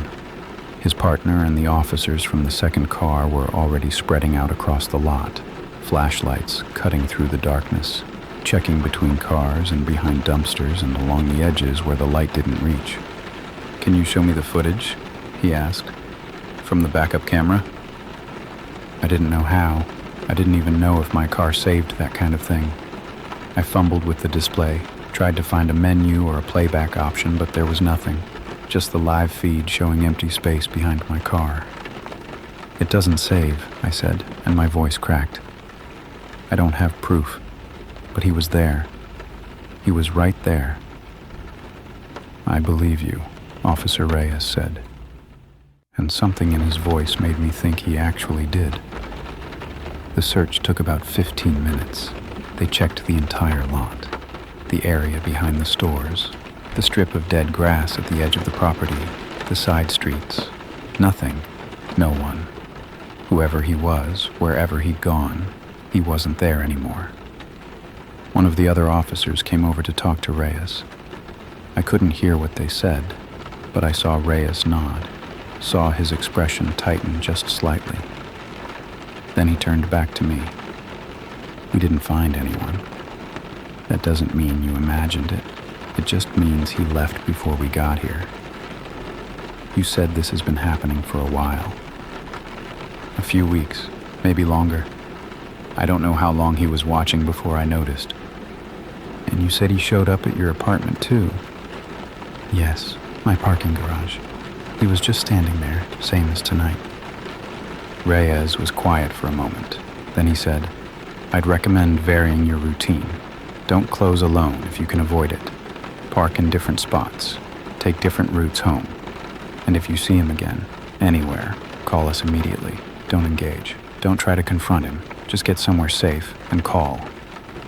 I nodded. My throat was too tight to speak. "Would you like us to follow you home? Make sure you get there safely?"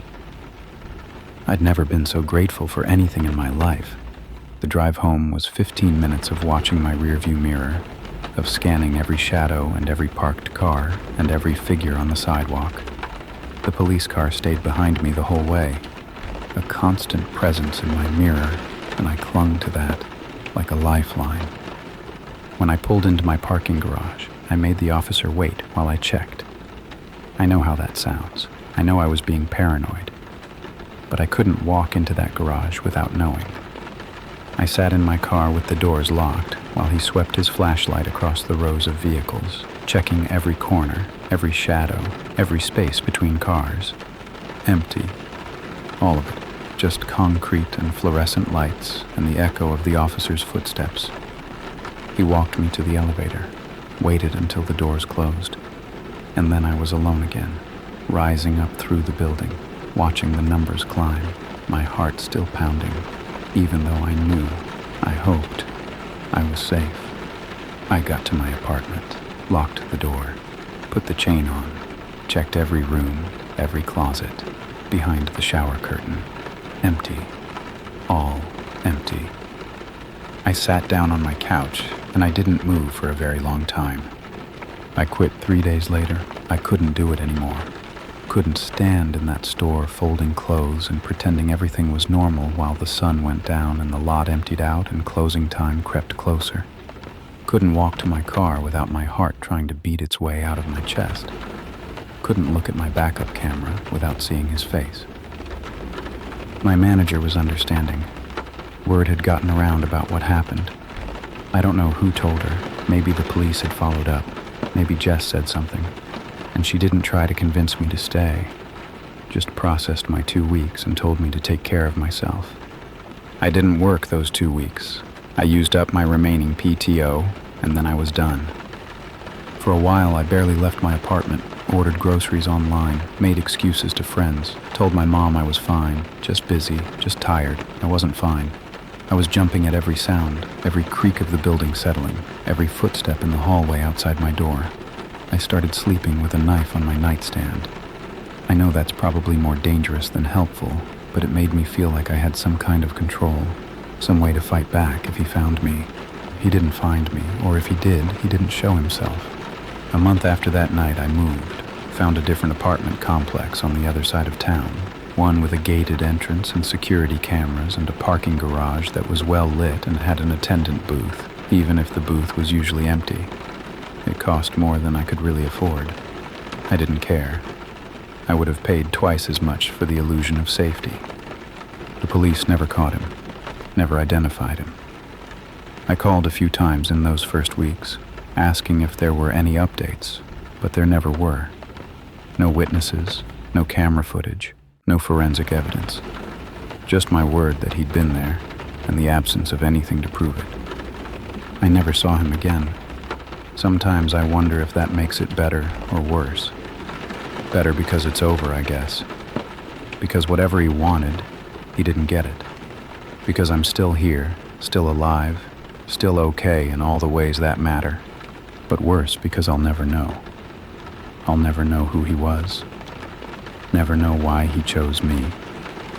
Never know how long he'd been watching before I noticed him that first Thursday night. Was it days, weeks, months? Was he following me before I even moved into that apartment, before I started working those closing shifts? Did he know my name, my schedule, my habits? Did he know things about me that I can't even imagine? And the worst question, the one that keeps me up at night sometimes, what would have happened if I'd gotten out of the car? If I'd rolled down my window to ask what he wanted? If I'd tried to back up anyway and hit him? If I'd opened my door and confronted him, demanded to know why he was following me? I don't know. I don't want to know. But I can't stop wondering. It's been 2 years now. I have a different job, a different apartment, a different life. I'm doing okay, better than okay, most days.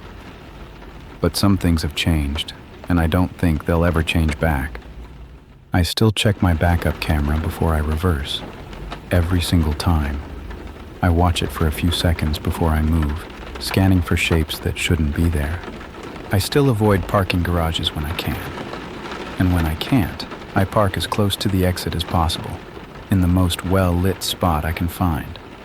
I still feel my heart rate spike when I'm alone in a parking lot at night.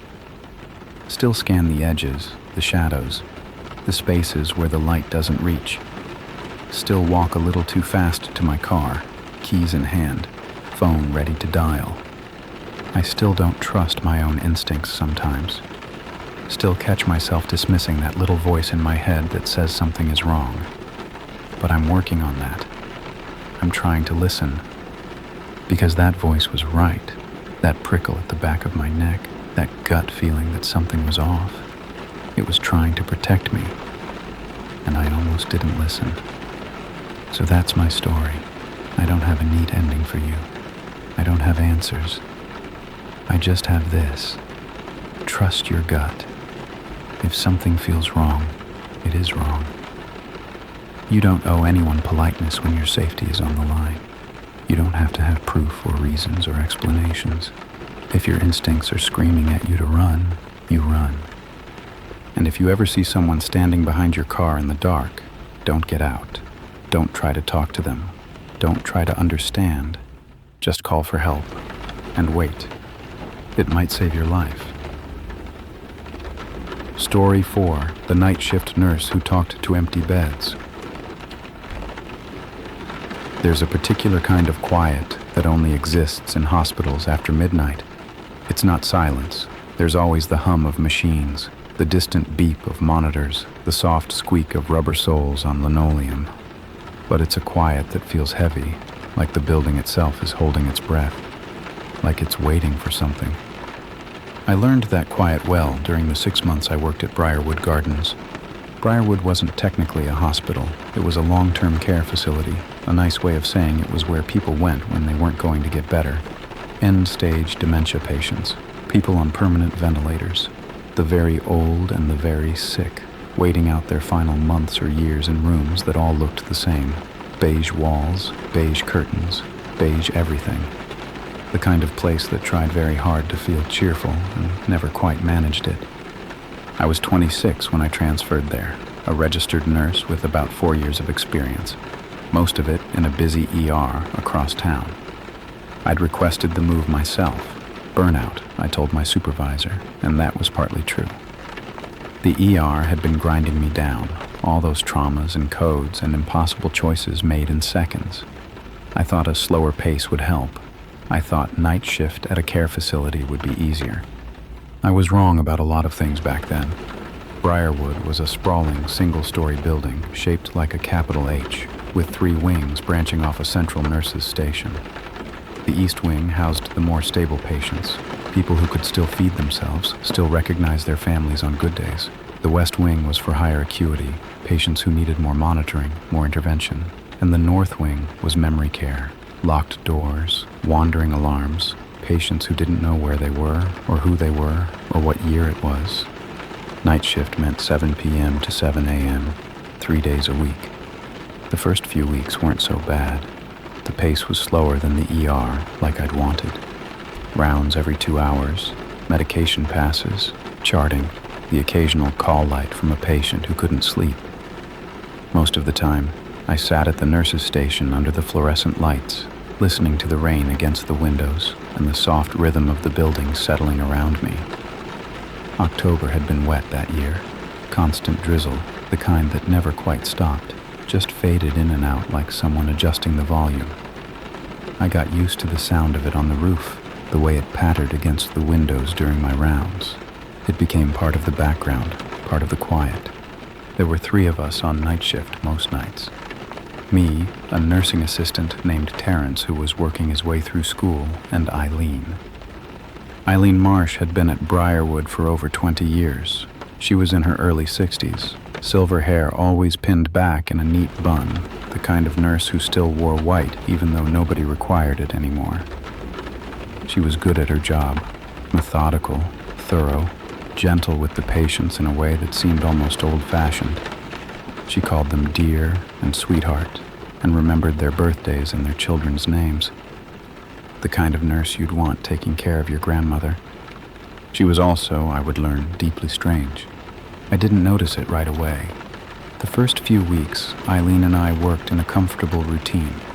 She took the West Wing and memory care. I took the East Wing and floated where needed. We'd meet up at the nurses' station between rounds, share coffee from the break room, talk about nothing in particular.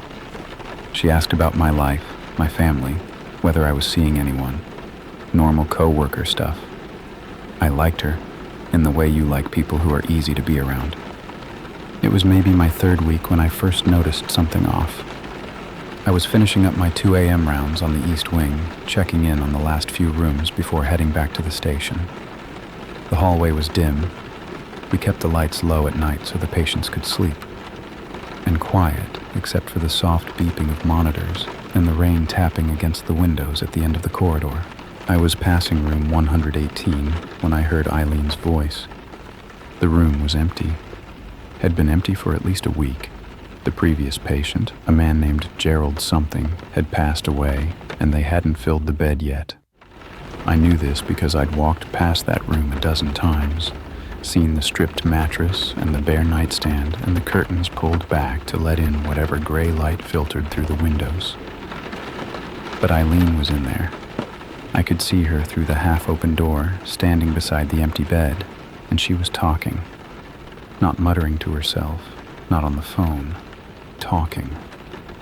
Full sentences with pauses in between, like she was having a conversation with someone. "I know it's hard to sleep when it's raining like this," she was saying. Her voice was soft, soothing, the same tone she used with all the patients. "But you need your rest. The doctor's coming in the morning, remember? We want you looking your best."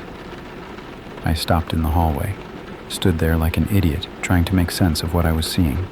She paused, tilted her head slightly, like she was listening to a response. "Of course, I'll check on you again before shift change," she said. "I always do, don't I?"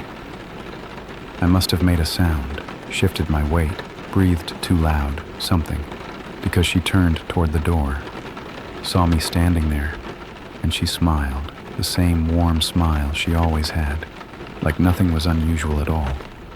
"Just finishing up rounds," she said. "Everything okay on your end?" I nodded. Couldn't find any words.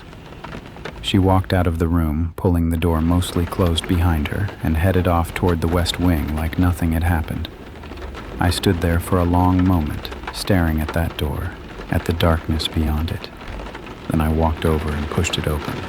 The room was empty. Stripped bed, bare nightstand, no one there. I told myself it didn't mean anything. Maybe she'd gotten confused, walked into the wrong room. Maybe she was practicing what she'd say to a new patient. Maybe I'd misheard, misunderstood, made something out of nothing. But I couldn't shake the feeling that she hadn't been talking to herself. She'd been talking to someone I couldn't see. I didn't bring it up with Eileen. What was I supposed to say? "Hey, I noticed you were having a conversation with an empty bed at 2 a.m. Everything okay?" It felt accusatory, invasive. And honestly, part of me didn't want to know the answer. So I let it go. Told myself it was a one-time thing, a weird moment that didn't mean anything. Eileen was in her 60s, had been doing this job for over 2 decades. Maybe she was just tired. Maybe her mind had wandered. It happens to everyone, except it happened again 3 nights later. I was restocking the supply closet near the central station, counting IV kits and pretending I wasn't exhausted, when I heard her voice drifting down the hallway from the West Wing. It was late, maybe 3 a.m., and the building had settled into that deep night stillness where every sound carries further than it should. The rain had picked up again, drumming steadily against the roof, but her voice cut through it clearly. I couldn't make out the words at first, just the rhythm of speech, the rise and fall of a one-sided conversation. I set down the supplies and walked toward the sound, my shoes squeaking softly on the linoleum. She was in room 204. The door was open a few inches, and I could see her standing at the foot of the bed, hands clasped in front of her the way she always stood when she was talking to patients. Professional, attentive, present. The bed was empty. I knew it was empty because Mr. Addison, the patient who'd been in that room, had died 4 days ago. Cardiac arrest, middle of the night, nothing anyone could have done. I'd helped with the paperwork myself. The room hadn't been cleaned yet. There was still a water pitcher on the nightstand, a pair of slippers tucked under the bed. But the patient was gone. Had been gone for days. "You don't have to worry about that anymore," Eileen was saying. Her voice was gentle, patient. "That's all taken care of. You just rest now." A pause. That same slight tilt of her head, like she was listening. I know it's hard, but you did everything you could. It's not your fault." My stomach turned over slowly. I took a step back, then another, retreating down the hallway before she could see me. My heart was beating too fast, and I couldn't quite catch my breath. I told myself it was just the surprise, just the strangeness of it. But my hands were shaking when I got back to the supply closet. I tried to rationalize it again. Grief, maybe. Eileen had been here for 20 years. She'd probably watched hundreds of patients die. Maybe this was how she processed it, how she said goodbye. Some kind of ritual, a way of coping with all that loss. It was weird, sure, but it wasn't hurting anyone. But then why did it feel so wrong? The next night, I asked Terrence about it. We were on our break together, sitting in the cramped staff room with its flickering fluorescent light and the ancient coffee maker that took 10 minutes to brew a single pot.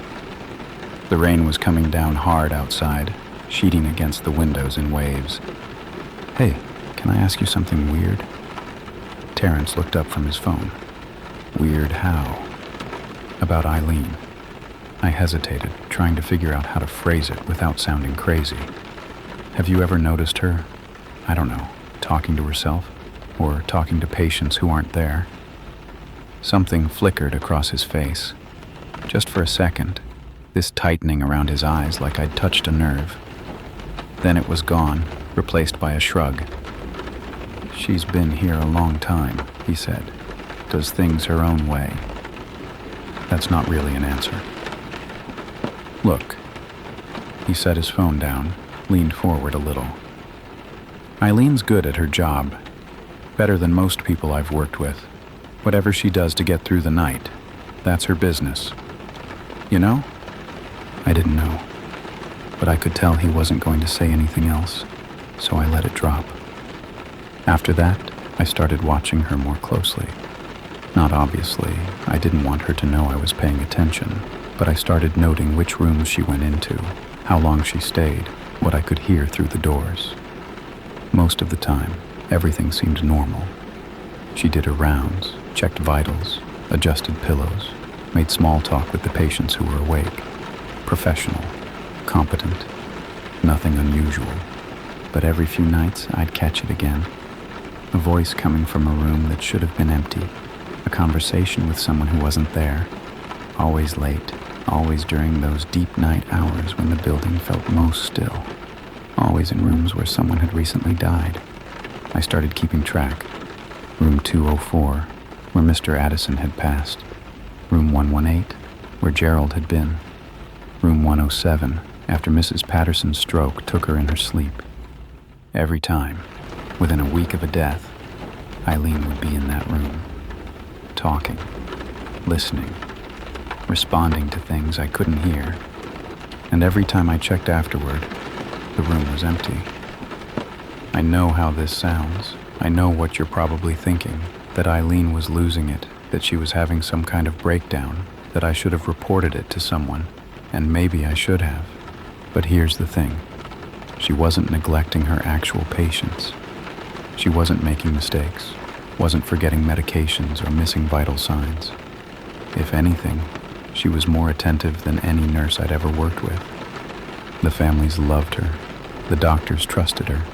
Everyone who worked at Briarwood spoke about her with this quiet respect, like she was something special. So I didn't report it. Didn't tell anyone except Terrence, who clearly didn't want to talk about it. I just watched and waited and tried to convince myself that whatever was happening, it wasn't my problem. That changed the night I heard someone answer her back. It was a Thursday, sometime in the second week of November.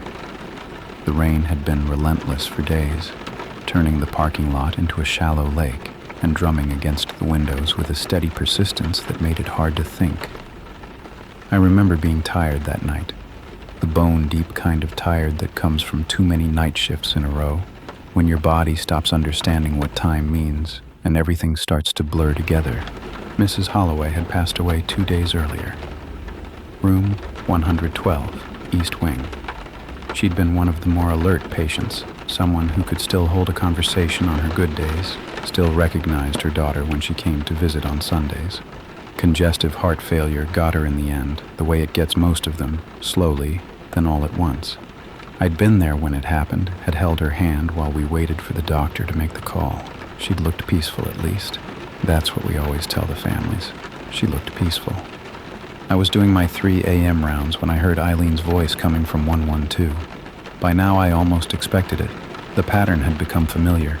Within a week of a death, she'd be in that room, having her quiet conversations with whoever she thought was still there.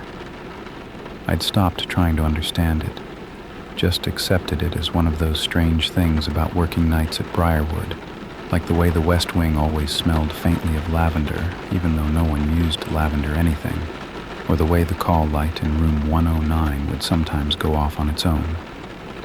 But this time was different. I was walking past the door, not even planning to stop, when I heard it. Not just Eileen's voice, another voice, softer, weaker, but unmistakably there. A woman's voice, thin and reedy, the kind of voice that belongs to someone very old or very sick. The kind of voice Mrs. Holloway had. I stopped so fast I nearly tripped over my own feet. Stood there in the dim hallway with my heart suddenly pounding, straining to hear. The rain was loud against the windows at the end of the corridor, but underneath it, I could hear them. 2 voices, not one. A conversation.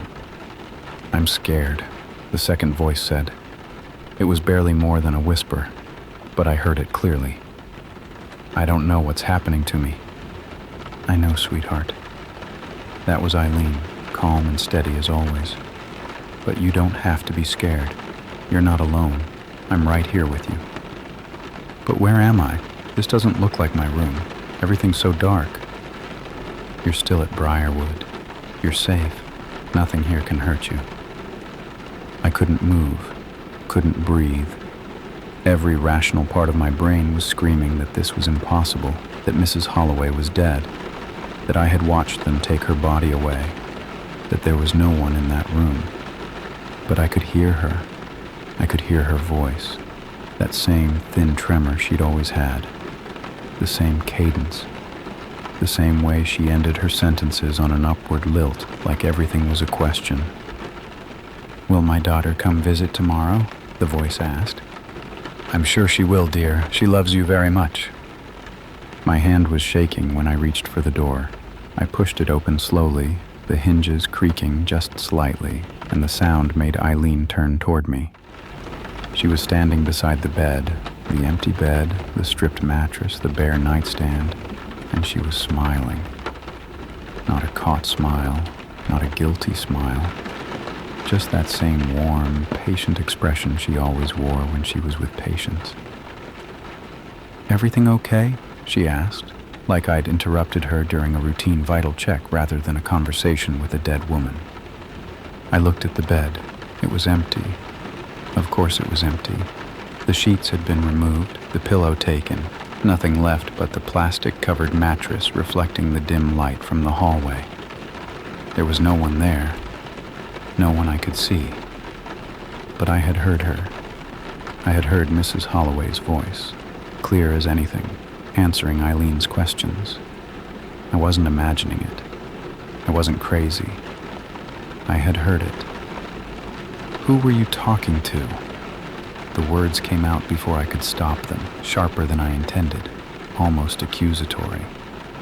Eileen's smile didn't waver, but something in her eyes shifted. A flicker of something I couldn't read, caution, maybe, or calculation. She glanced back at the empty bed, then at me, and when she spoke, her voice was gentle, but firm. "Just finishing up my rounds. Mrs. Holloway always liked to check in before she went to sleep. Old habits, I suppose. Mrs. Holloway is dead. I heard myself say it, heard how blunt and harsh it sounded, but I couldn't make myself soften it. She died 2 days ago. I was there. Eileen was quiet for a long moment, studying my face with an expression I couldn't quite decipher. The rain hammered against the window behind her, and somewhere down the hall, a call light chimed and then went silent. When she finally spoke, her voice was so calm it almost made the words worse. "I know she did," she said. "That doesn't mean she's gone." I felt the blood drain from my face. My hands went cold, and there was this rushing sound in my ears, like static, like white noise. I wanted to ask what she meant, wanted to demand an explanation, but my throat had closed up and the words wouldn't come. Eileen walked past me, pausing in the doorway to rest a hand briefly on my shoulder. Her touch was warm, almost maternal, and completely at odds with the chill spreading through my chest. "You've been watching me," she said quietly. It wasn't a question. I wondered when you'd finally ask. Most people don't want to know. Most people prefer not to see. She gave my shoulder a small squeeze, then released it. "We can talk about it if you want, but not here, not now. Some conversations aren't meant for the hallways." She walked away toward the west wing, her footsteps soft and steady on the linoleum. I stood there in the doorway of room 112 for a long time, staring at the empty bed, listening to the rain, trying to make sense of what had just happened. I couldn't. But I knew one thing for certain. I hadn't imagined that voice.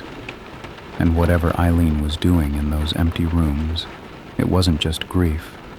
It wasn't just ritual. It was something else entirely. Something I didn't understand and wasn't sure I wanted to. I didn't sleep that day. Went home after my shift, lay in bed staring at the ceiling while the rain tapped against my window, and replayed that conversation over and over in my head. Mrs. Holloway's voice, thin and scared, asking if her daughter would visit. Eileen's calm response, the empty bed, the stripped mattress. That doesn't mean she's gone. I told myself I should quit, should walk away from Briarwood and never look back, find another job at another facility where the night shift nurses didn't talk to dead people. But I didn't. Partly because I needed the money, partly because I was too tired to start over somewhere new. But mostly, and I hate admitting this, because I needed to know. The question had lodged itself in my brain like a splinter, and I couldn't stop picking at it. What did Eileen mean? What was she actually doing? And how had I heard a voice from a woman who'd been dead for 2 days? I came back for my next shift 2 nights later. Eileen was already there when I arrived, sitting at the nurse's station with a cup of tea, reviewing charts like nothing had happened. She looked up when I walked in, gave me that same warm smile, and said good evening like it was any other night. I mumbled something back and went to put my things in my locker, my heart beating faster than it should have been. We worked in silence for the first few hours, did our rounds, checked on patients, documented vitals, normal routine, normal night. The rain had finally let up, but the sky was still heavy with clouds, and every now and then I'd hear distant thunder rolling in from the west. Around midnight, Terrence left early, something about a family emergency, though the look he gave me on his way out suggested he just didn't want to be there. I couldn't blame him. At 1 a.m., Eileen found me in the break room, refilling my coffee for the 3rd time. She sat down across from me, set her tea on the table, and folded her hands in front of her like she was about to deliver bad news. The fluorescent light buzzed overhead, casting harsh shadows across her face, making her look older than she usually did. "You haven't asked," she said. "I thought you would. I don't know what to ask." That was the truth. Every question I could think of sounded insane. Are you talking to ghosts? Can you see dead people? Am I losing my mind, or are you? None of them seemed like something you could just say out loud. Eileen nodded like she understood. She was quiet for a moment, staring down at her tea, and when she spoke again, her voice was softer than before, I've been doing this for 23 years, since before you were born, probably. The first time it happened, I thought I was losing my mind. Thought the job had finally broken something in me that couldn't be fixed. I almost quit, almost checked myself into the psychiatric ward down the road. She paused, took a sip of her tea. The building creaked around us, settling into its bones the way old buildings do. Somewhere in the West Wing, a monitor beeped steadily, rhythmically, like a mechanical heartbeat. But then I realized I wasn't imagining it, she continued. They were really there. The patients, the ones who'd passed. Not all of them. Most of them move on right away, go wherever they're supposed to go. But some of them get stuck. They wake up after they die and they don't understand what's happened. They're confused, scared. They think they're still in their beds, still waiting for the doctor, still hoping someone will come check on them. Her eyes met mine, and there was something in them I hadn't seen before. Not madness, something sadder than that. They just need someone to tell them it's okay, that they can let go, that they don't have to be afraid anymore. I wanted to laugh, wanted to tell her she was crazy, that ghosts weren't real, that dead people didn't wake up confused in their hospital beds. But I couldn't, because I'd heard Mrs. Holloway's voice. I'd heard her asking about her daughter, heard the fear in her words, heard her say she didn't know what was happening to her.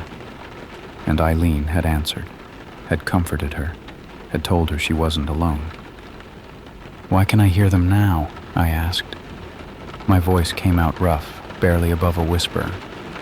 "I've worked in hospitals for years.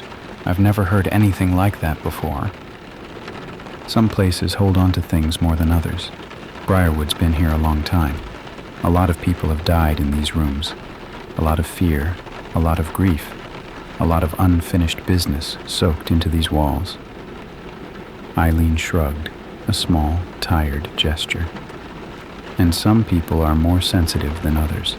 Most nurses who work here, they don't hear anything, don't see anything. They walk right past those rooms and never know. But every now and then, someone comes along who can. Terrence could, when he first started. He asked me to teach him how to stop. "Can you teach me how to stop?" She looked at me for a long moment, and I saw something like disappointment flicker across her face. "I can try, but once you've heard them, it's hard to unhear. And honestly," she leaned forward, her voice dropping even lower, "I'm not sure you should want to. They need someone. They're scared and alone, and they don't know what's happened to them. Ignoring that doesn't make it go away. It just means they stay scared longer." I didn't know what to say to that. Didn't know what to think or feel or believe. Everything I thought I knew about the world, about death, about what happens after. It was all crumbling, shifting under my feet like sand. I sat there in that break room with the fluorescent light buzzing and the coffee going cold in my hands, and I felt like I was standing at the edge of a cliff, looking down into something I couldn't see the bottom of. "Room 107, Eileen said, standing up. "Mr. Peretti passed this morning. Day shift found him during breakfast rounds. He's probably waking up right about now, wondering why no one's answered his call light." She paused at the door, looked back at me. "You can come with me if you want. See for yourself. Or you can stay here and pretend this conversation never happened. It's your choice." She left. I heard her footsteps recede down the hallway, soft and steady, swallowed up by the quiet of the building. I sat there for maybe 5 minutes, maybe 10. The coffee in my hands had gone completely cold, and I realized I was gripping the mug so hard my knuckles had turned white. Every rational instinct I had was screaming at me to stay put, to finish my shift, to go home and forget any of this had ever happened, to be like Terrence, to learn how to stop. But I couldn't. The question was still there, that splinter in my brain, and now it had grown into something bigger, something I couldn't ignore. I set down the mug and walked toward room 107. The hallway seemed longer than usual. Every step felt heavy, deliberate, like I was walking through water instead of air. The fluorescent lights hummed overhead, casting that flat, institutional glow that makes everything look slightly unreal, and I could hear my own breathing echoing off the walls. Somewhere behind me, a call light chimed softly and then went silent. The building felt like it was holding its breath. Eileen was already in the room when I got there. The door was open a few inches, and I could see her standing beside the bed in her usual posture, hands clasped, head slightly tilted, that patient, attentive stillness she always had with patients. The bed was empty, of course. Mr. Peretti's body had been taken away hours ago. There was nothing left but the bare mattress and the rumpled sheets that no one had stripped yet, still holding the impression of where he'd been lying. I pushed the door open and stepped inside. The room was cold, noticeably colder than the hallway, cold enough that I could see my breath misting slightly in front of my face. That should have been impossible. The building's heating system was ancient and unreliable, but it never got that cold. Not in November, not with the radiators running. "Close the door," Eileen said softly. "It helps them feel safe, contained." I did what she asked. The click of the latch seemed impossibly loud in the silence, and for a moment afterward, I couldn't hear anything at all. Not the rain that had started up again outside, not the distant beeping of monitors, not even the hum of the lights. Just silence, heavy and complete, like being underwater. And then I heard him. "Hello?" The voice was thin, querulous, the voice of an old man waking up confused from a long sleep. "Is someone there?" I pressed my call button. I've been pressing it for hours. My whole body went cold. Not from the temperature of the room, from something deeper, something primal. Every hair on my arms stood up, and I felt this pressure in my chest, like someone was pressing down on my sternum. The voice was coming from the bed, from the empty bed, where no one was lying, where no one could possibly be. "I'm here, Mr. Peretti." Eileen's voice was warm and steady, the same tone she used with every patient. "I'm sorry it took so long. We've been very busy tonight." "I don't feel right." There was fear in his voice now, a trembling uncertainty that made my throat tighten. "Something's wrong. I tried to get up, but I couldn't move, and it's so dark." "Why is it so dark? Did the power go out?" "The power's fine, sweetheart. Everything's fine. You just had a difficult night, that's all. Your body got very tired." I stood there frozen, watching Eileen talk to the empty bed, listening to a dead man's voice, asking questions he would never get answers to. Part of me wanted to run, to bolt out of that room and down the hallway and out of the building and never come back. But a larger part of me couldn't move, couldn't look away. I was witnessing something I'd never believed was possible. Something that rewrote everything I thought I understood about life and death and what comes after. "Am I dying?" Mr. Peretti asked. His voice had gotten quieter, smaller, like he already knew the answer. "Is that what this is?" Eileen was silent for a moment. When she spoke again, her voice was impossibly gentle. "You already did, sweetheart. Earlier this morning. It was very peaceful. You weren't in any pain. The silence that followed was the longest of my life. I could feel something in the room shifting, a change in the air pressure or the temperature or something I didn't have words for. Like the space itself was reacting to what had just been said. Oh, just that one word, soft and lost and infinitely sad. I thought I'd have more time. Everyone does." Eileen reached out toward the empty bed, and I swear I saw her hand close around something. Not something visible, not something I could see, but something. A shape in the air, a density where there shouldn't be one. But you don't have to be scared. You did everything you needed to do. Your family knows you love them, and whatever comes next, you won't be alone. Will it hurt? No, sweetheart. It won't hurt. It's just like falling asleep. You just let go, and the rest takes care of itself. Another silence. Longer this time, but different somehow. Softer. Like the room itself was exhaling. The cold began to recede, warmth seeping back in from the edges, and I realized I'd been holding my breath. I let it out slowly, shakily, and watched as Eileen lowered her hand back to her side. "Is he gone?" I asked. My voice came out as a whisper. "Yes." Eileen turned to look at me, and in the dim light, she looked exhausted. Not physically tired, something deeper than that.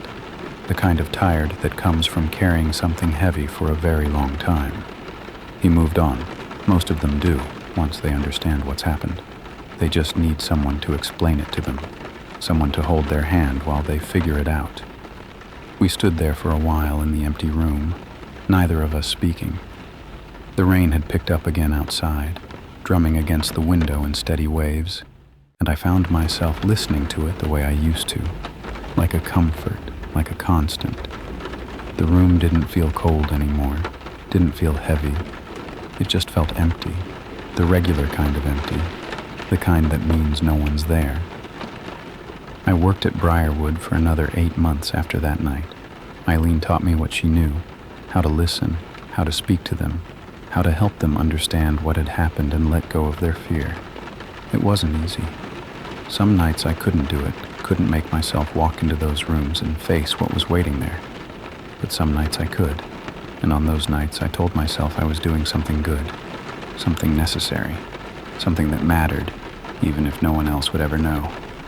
I transferred to a different facility eventually, not because I couldn't handle it anymore, but because Briarwood was starting to feel too heavy. Too many memories soaked into those walls, too many voices I'd heard in the dark. I needed somewhere newer, somewhere lighter, somewhere that didn't hold on to things the way that place did. But I still hear them sometimes. Not often, maybe once or twice a year, always in places where a lot of people have died. Hospitals mostly, nursing homes. Once, a hospice where I was visiting a friend's grandmother. I'll be walking down a hallway late at night and I'll hear a voice, thin and confused, asking why no one's answering their call light, asking if someone's there, asking what happened. And when I do, I stop. I find the room. I go inside. And I tell them they don't have to be afraid anymore. Story 5. The shape that passed in front of my bedroom window. I want to be clear about something before I start. My bedroom window was on the second floor. There was no balcony outside it, no roof below it, no tree branches anywhere near it. Just the window, set into the side of the house, and then a 15-foot drop straight down to the patio. Nothing could have been outside that window. Nothing should have been able to pass in front of it. But something did. I was 16 that summer, living in the same house I'd grown up in. A 2-story colonial in one of those quiet suburban neighborhoods where everyone waves at each other, but nobody really knows anyone's business. My parents had bought the place before I was born, and I'd spent my whole life there. I knew every creak in the floorboards, every rattle of the pipes when someone ran hot water, every shadow that the streetlight cast through the blinds at night. That house was as familiar to me as my own body. My bedroom was at the back of the house, overlooking the backyard and the strip of woods beyond our fence. It wasn't a big room, just enough space for my bed, a desk, a dresser, and the clutter that accumulates when you've lived in the same space for 16 years. The window was across from my bed, a standard double hung with white curtains my mom had picked out when I was 12. I used to sleep with those curtains open because I liked watching the trees sway in the wind, liked the way the moonlight spilled across my floor on clear nights. It made the room feel less like a box, more like part of the world outside. That changed in late August. Summer was winding down and you could feel it in the air. That shift from the heavy, humid heat of July to something cooler, something that smelled like coming autumn. The cicadas were still singing, but their chorus had grown thinner, more desperate, like they knew their time was running out. School was starting in 2 weeks, and I was trying to squeeze the last drops of freedom out of my summer break, staying up late reading or watching videos on my laptop, sleeping until noon because I could. It was maybe 2 a.m. on a Wednesday night when I first saw it. I wasn't asleep yet. I'd been scrolling through my phone, the screen brightness turned low so I wouldn't wake myself up too much. The house was quiet around me. My parents were asleep down the hall, my little brother in his room at the front of the house. Outside, a light rain had started, pattering against the window in that soft, rhythmic way that usually made me drowsy. I remember thinking I should probably put the phone down and try to sleep. That's when I saw the shadow. It passed across the window from left to right. Slow, deliberate, like something walking. Not falling, not flying, walking. A dark shape against the slightly lighter darkness outside, moving horizontally across the glass at a steady, unhurried pace. It took maybe 3 seconds, and then it was gone, swallowed up by the night beyond the edge of the window frame. I sat up in bed, my heart suddenly beating faster than it should have been. For a long moment, I just stared at the window, waiting for the shape to come back, waiting for some explanation to present itself. A bird, I thought. It must have been a bird, or a bat, or a cloud passing in front of the moon, casting a weird shadow. There were explanations. There were always explanations. But birds don't cast shadows that big, and they don't move that slowly, and they definitely don't move horizontally across a second-story window like something walking on solid ground. I got out of bed and crossed to the window, pressing my face close to the glass to peer outside. The backyard was dark and still, the rain falling in silvery streaks through the glow of the porch light my mom always left on. The trees at the edge of the yard swayed gently in the wind. Nothing else moved. No birds, no bats, no shapes drifting through the air. Just the rain and the trees and the empty night. I stood there for a long time, waiting. My breath fogged the glass, and I had to keep wiping it away to see clearly. The rain tapped against the window like fingers asking to be let in, and somewhere in the distance I heard the low rumble of thunder. But nothing else happened. Nothing else appeared. Eventually, I went back to bed. I told myself it was nothing. The trick of the light, my tired brain making shapes out of shadows. I'd been staring at my phone screen for too long, and my eyes were playing tricks on me. That was the logical explanation. That was the explanation that let me close my eyes and eventually fall asleep. But I didn't open the curtains again for the rest of the night. And when I woke up the next morning, the first thing I did was go to my window and look outside, scanning the side of the house for anything that could explain what I'd seen. A branch I'd forgotten about. A gutter that cast a weird shadow. Anything. There was nothing. Just the flat siding of the house, the window set into it like an eye, and the long drop down to the patio below. No ledges, no handholds. No way for anything to be outside that window, 15 feet off the ground, moving slowly from left to right, like it was taking a midnight stroll. I told myself it didn't matter. Told myself I'd imagined it, that the rain and the dark and the late hour had combined to make me see something that wasn't there. I almost believed it too. Almost. But that night, when the sun went down and the shadows started creeping across my bedroom floor, I closed the curtains before I got into bed. And I left them closed, just in case. 3 days passed before I saw it again. I'd started to relax by then, started to convince myself that I really had imagined the whole thing. It's amazing how quickly the human brain can rationalize away something terrifying when the alternative is too frightening to accept.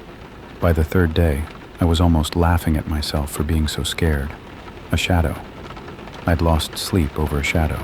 My friends would have mocked me mercilessly if I'd told them, so I kept it to myself. Just another weird thing that happened late at night when you're tired and your imagination starts running wild. But I still kept the curtains closed. I told myself it was because the morning light was waking me up too early, that I wanted to sleep in during my last weeks of summer freedom. It was a reasonable excuse. It almost felt true. Saturday night, I made a mistake. My room had gotten stuffy during the day. My parents were being stingy with the air conditioning, trying to save money before the fall, and by the time I went to bed around midnight, the air felt thick and stale. I opened the window a crack to let in some of the cool night air, and without really thinking about it, I pushed the curtains aside too, just a little, just enough to feel the breeze. The rain had come back that evening, heavier than before, drumming against the roof in steady waves. I lay in bed listening to it, watching the way the water streaked down the glass in silvery trails, and I felt myself starting to drift. The sound was hypnotic, soothing, the kind of white noise that pulls you down into sleep, whether you're ready or not. My eyes grew heavy. My thoughts started to blur and soften at the edges. I was almost asleep when I saw it. The shape passed across the window again, moving in the same direction as before, left to right, slow and steady, like someone walking along a path that didn't exist. But this time, I wasn't looking at my phone. This time, my eyes were already on the window, half focused on the rain, and I saw it clearly. Clearly enough to know that it wasn't a bird, wasn't a cloud, wasn't any kind of shadow I could explain away. It was a figure, human-shaped, or close enough to it.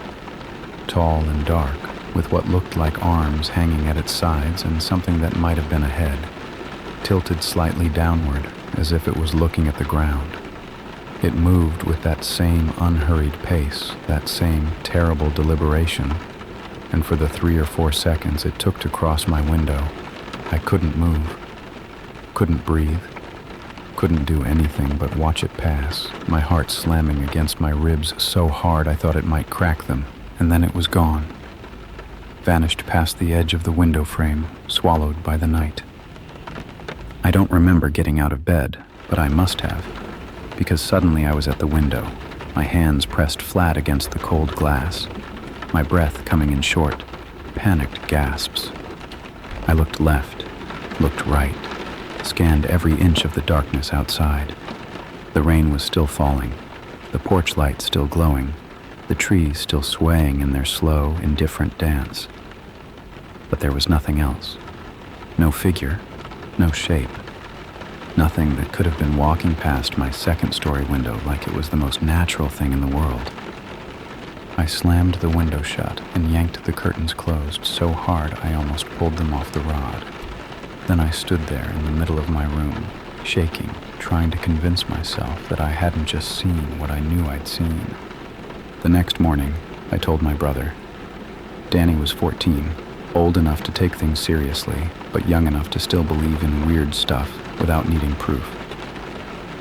I caught him in the hallway before breakfast and pulled him into my room, speaking in a low voice so our parents wouldn't hear. "Something's outside my window at night," I said. "I've seen it twice. It looks like a person, but it can't be. There's nothing out there to stand on. It just walks past, like it's walking on air." Danny listened with that expression younger siblings get when they're trying to decide if you're messing with them. When I finished, he was quiet for a moment, chewing on his lower lip the way he did when he was thinking. Then he shrugged. "Probably just a reflection," he said. "Like headlights from a car or something, making a weird shape on your window. There's no road behind our house, just the woods. And maybe it's a bird, or a bat. It was shaped like a person, Danny.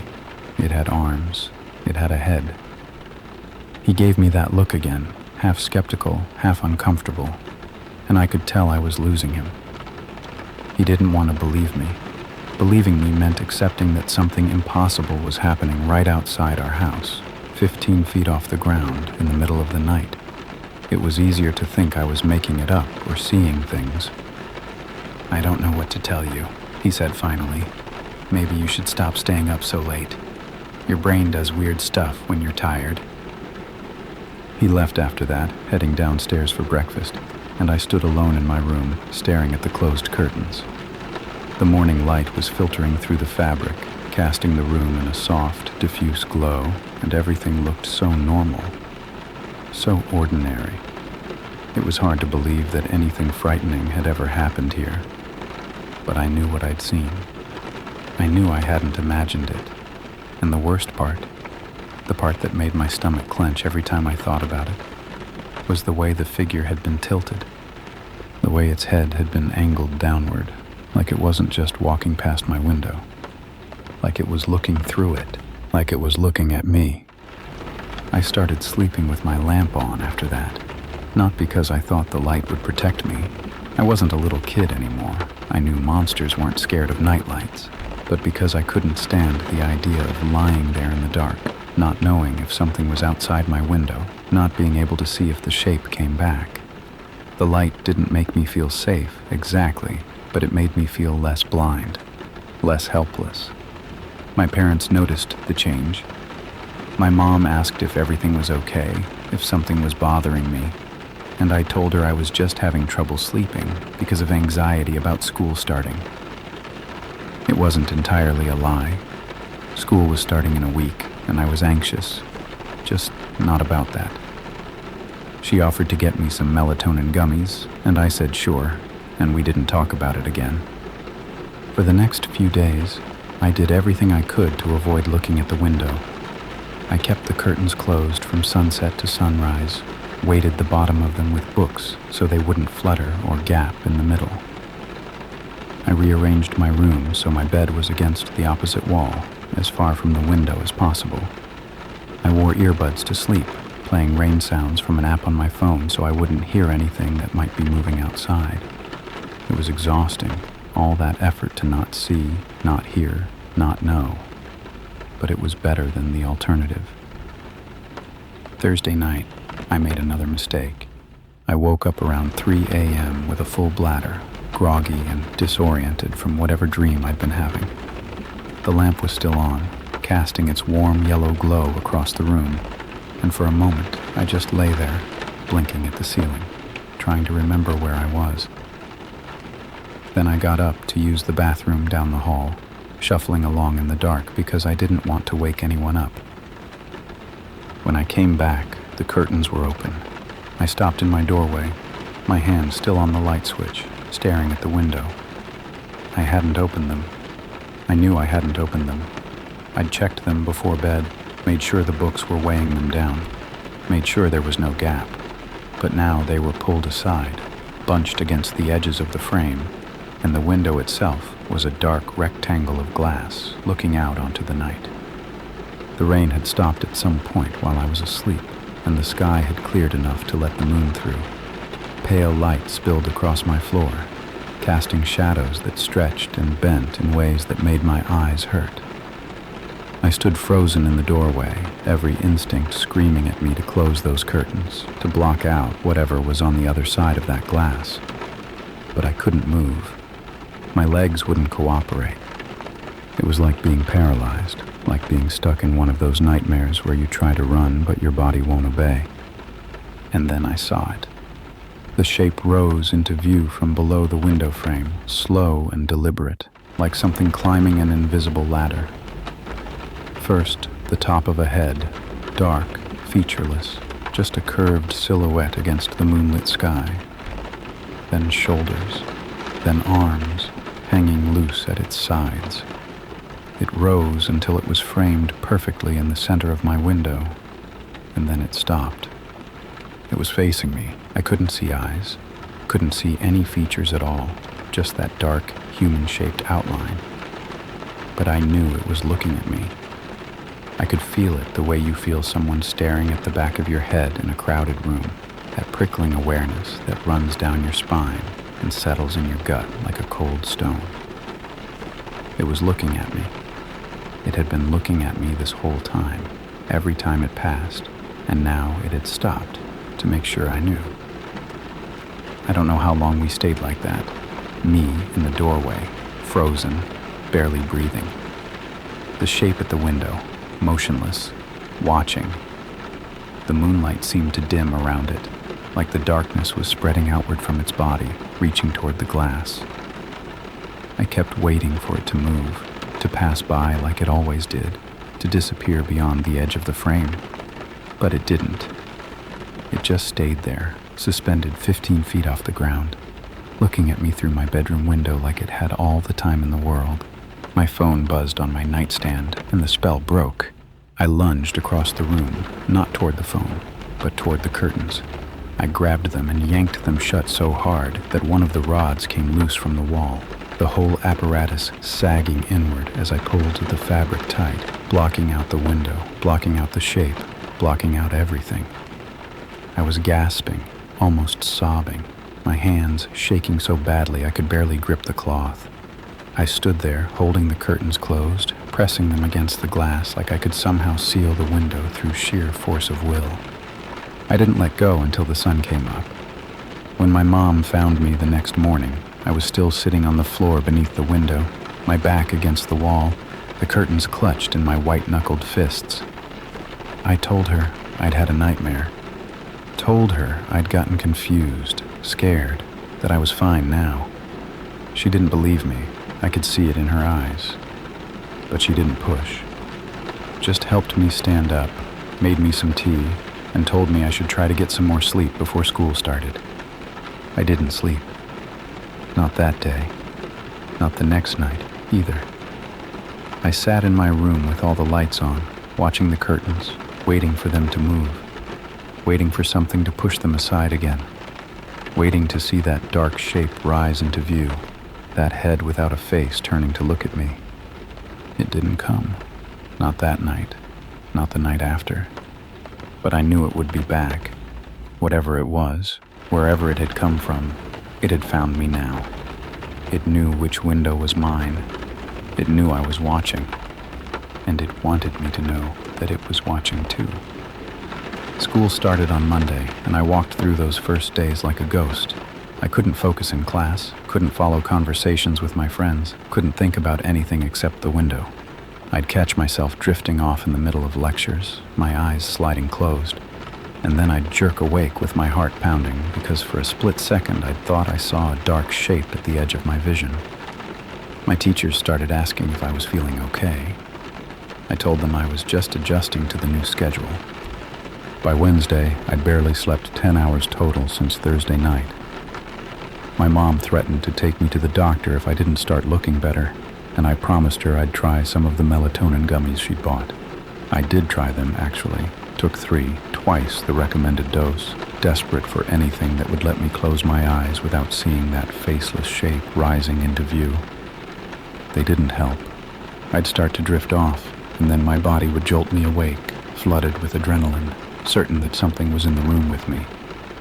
Friday night, I decided to get proof. I don't know what I thought proof would accomplish. It wasn't like I could show a video to my parents and say, "See, there's a monster outside my window, 15 feet off the ground. Please do something about it." But I needed to know I wasn't crazy. I needed to see it on a screen, captured and recorded, something I could point to and say, "This is real. This exists. I'm not imagining this." I set up my phone on the nightstand, propped against a stack of books so it was angled toward the window. I opened the curtains just a crack, just enough for the camera to see through, and started recording. Then I sat on my bed with my back against the headboard, watching the screen instead of the window itself, waiting. The battery was at 89%. I figured that would give me at least a few hours before it died. The rain had returned that evening, lighter than before, more of a mist than actual rainfall. It beaded on the window glass and caught the glow of the streetlight at the corner of our yard, turning the view into a soft blur of orange and black. I watched it on my phone screen, that little rectangle of darkness, and I waited for something to appear. At 2:17 a.m., it did. The shape entered the frame from the left side, just like before, slow, deliberate, that same horrible walking pace. On the phone screen, it looked even more wrong than it did in person. The camera was struggling to focus on it, the image glitching and pixelating every time the shape moved, like there was something about it that the technology couldn't quite process. But I could see enough. I could see the outline of shoulders, the suggestion of arms, the rounded mass of a head.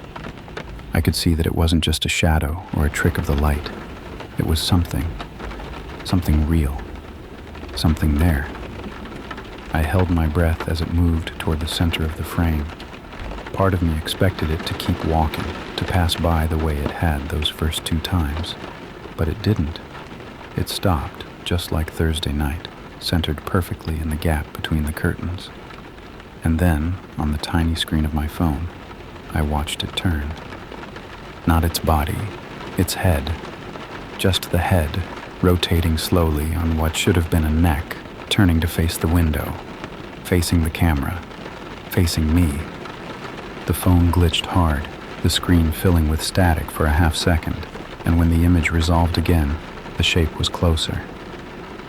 Not outside the window anymore, pressed against it, right against the glass, that dark, featureless face inches from the gap in the curtains, like it was trying to peer through, like it was trying to see me the way I was trying to see it. I screamed. I didn't mean to. The sound just tore out of me, raw and involuntary, and suddenly I was scrambling backward off the bed, knocking the phone to the floor, my legs tangled in the sheets. I hit the ground hard enough to knock the wind out of me, and for a few horrible seconds, I couldn't do anything but lie there, gasping, staring up at the window. The curtains were moving, swaying gently inward, like something was pushing against them from outside, like something was pressing against the glass, testing its strength, looking for a way in. My bedroom door slammed open, and my dad was there, silhouetted in the light from the hallway, his voice sharp with alarm. "What happened? Are you okay? I heard you scream." "The window," I gasped. "There's something at the window." He crossed the room in 3 steps and yanked the curtains aside. Nothing. Just the glass, streaked with rain, and the darkness beyond. The backyard, the trees, the empty air where nothing could possibly be standing. My dad stared at it for a long moment, then turned back to me with an expression I couldn't read. Concern, maybe, or the beginning of something worse. The look you give someone when you're starting to wonder if they're losing their grip on reality. "There's nothing there, sweetheart," he said. His voice was gentle, careful. "You must have had a nightmare." It wasn't a nightmare. I was recording. My phone. I scrambled across the floor and grabbed my phone from where it had fallen. The screen was cracked, a spider web of lines radiating from one corner, but it still worked. I pulled up the video, my hands shaking so badly I could barely tap the right buttons. The recording was still going. I scrubbed back to 2:17, to the moment the shape had appeared, and held the phone up for my dad to see. The video showed my window, the gap in the curtains, the rain on the glass. Nothing else. No shape, no figure, no dark silhouette walking past or turning its head or pressing against the window. Just an empty frame, recording nothing for minute after minute after minute. "I don't understand," I whispered. "It was there. I saw it. It was right there." My dad took the phone from my hands and set it on the nightstand. Then he sat down on the edge of my bed and pulled me into a hug, the kind he used to give me when I was little and woke up crying from bad dreams. He didn't say anything. He didn't have to. I could feel what he was thinking, the worry radiating off him like heat. He thought I was losing my mind, and looking at that empty video, that useless recording that showed nothing at all, I was starting to wonder if he was right. My parents took me to a doctor the following Monday. Not our regular family physician, a psychiatrist, someone who specialized in adolescence, whose office had soft lighting and abstract art on the walls and a white noise machine humming in the corner. I sat on her leather couch and answered her questions about sleep and stress and anxiety, and I didn't mention the shape at the window. I knew how it would sound. I knew what she would write in her notes if I told her I was being watched by something that didn't show up on camera, something that walked on air 15 feet off the ground. She diagnosed me with acute anxiety and sleep deprivation, prescribed something to help me rest, and recommended I avoid screens before bed. My parents nodded along like this all made perfect sense, like the problem had been identified and could now be solved with pills and better sleep hygiene. I took the prescription and didn't argue. It was easier than trying to explain what I'd actually seen. The pills helped in a way. They knocked me out hard enough that I didn't wake up in the middle of the night anymore. Didn't lie there for hours, staring at the curtains and waiting for them to move. But they didn't stop the dreams. Every night, I dreamed about the window. Dreamed about the shape rising into view. That featureless head turning slowly to face me. That dark body pressing against the glass. I'd wake up in the morning with my heart racing and my sheets soaked with sweat. And I'd have to remind myself that it was just a dream. That the curtains were still closed. That nothing had gotten in. 2 weeks after the night my dad found me on the floor, I moved into the guest room. I told my parents it was because I wanted a change of scenery, because my old room felt too cramped now that I was in high school. They exchanged a look that told me they knew the real reason, but they didn't push. My mom helped me carry my things down the hall, and my dad moved the furniture. And by that evening I had a new room.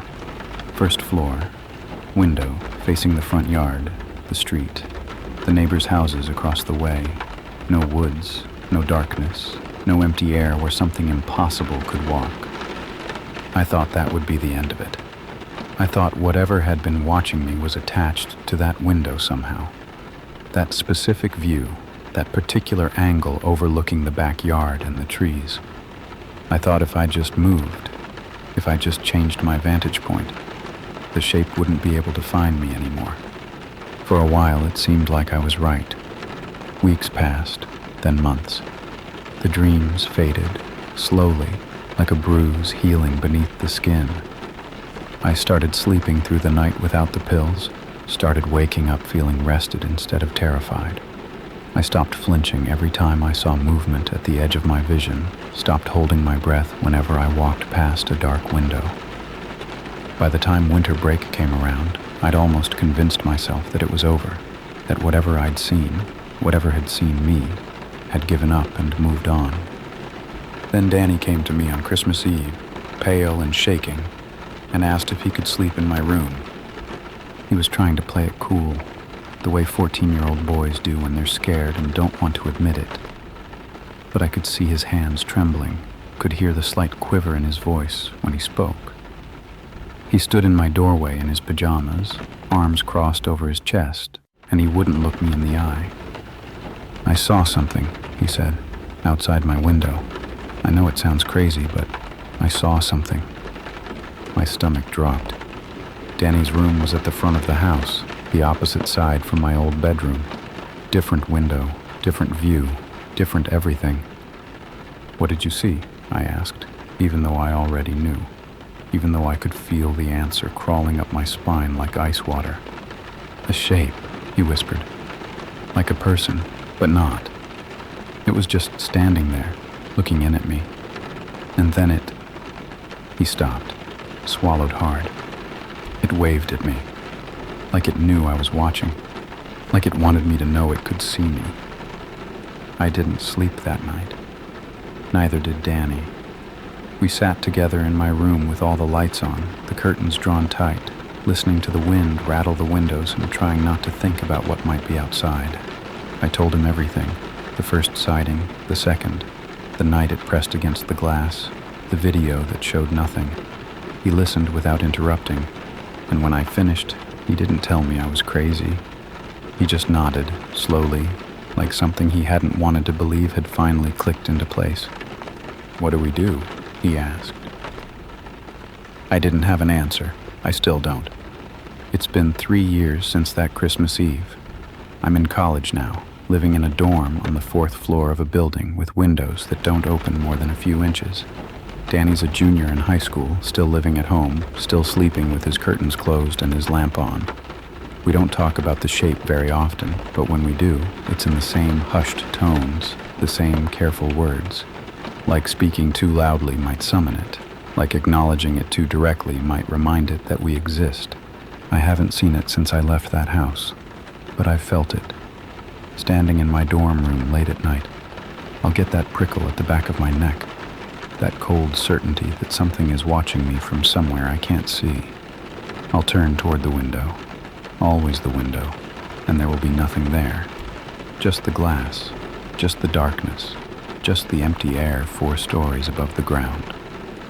But I know it's still out there, somewhere, watching, waiting. I don't know what it wants. I don't know why it chose our house, our windows, our family. Maybe it didn't choose us at all. Maybe it's not even aware of us as individuals. Maybe we're just shapes to it, figures moving behind glass. The same way it's just a shape to us. Maybe it's been walking past windows for centuries, looking in, and we're just the first ones who happen to look back. Or maybe it knows exactly what it's doing. Maybe the waving at Danny was a message. Maybe it wanted us to understand that it sees us, that it's always seen us, that no matter how many rooms we change or how many floors we climb, it will always be able to find us. I don't know. I don't think I'll ever know, but I'll tell you this. I never sleep with my curtains open anymore. And every night, before I turn off the light, I check the window. I press my face to the glass and scan the darkness outside, looking for shapes that shouldn't be there, looking for movement where nothing should be moving. Most nights there's nothing, but some nights, I swear I can see something in the distance, a dark figure standing motionless against the sky, too far away to make out details, too still to be a person, just watching, always watching.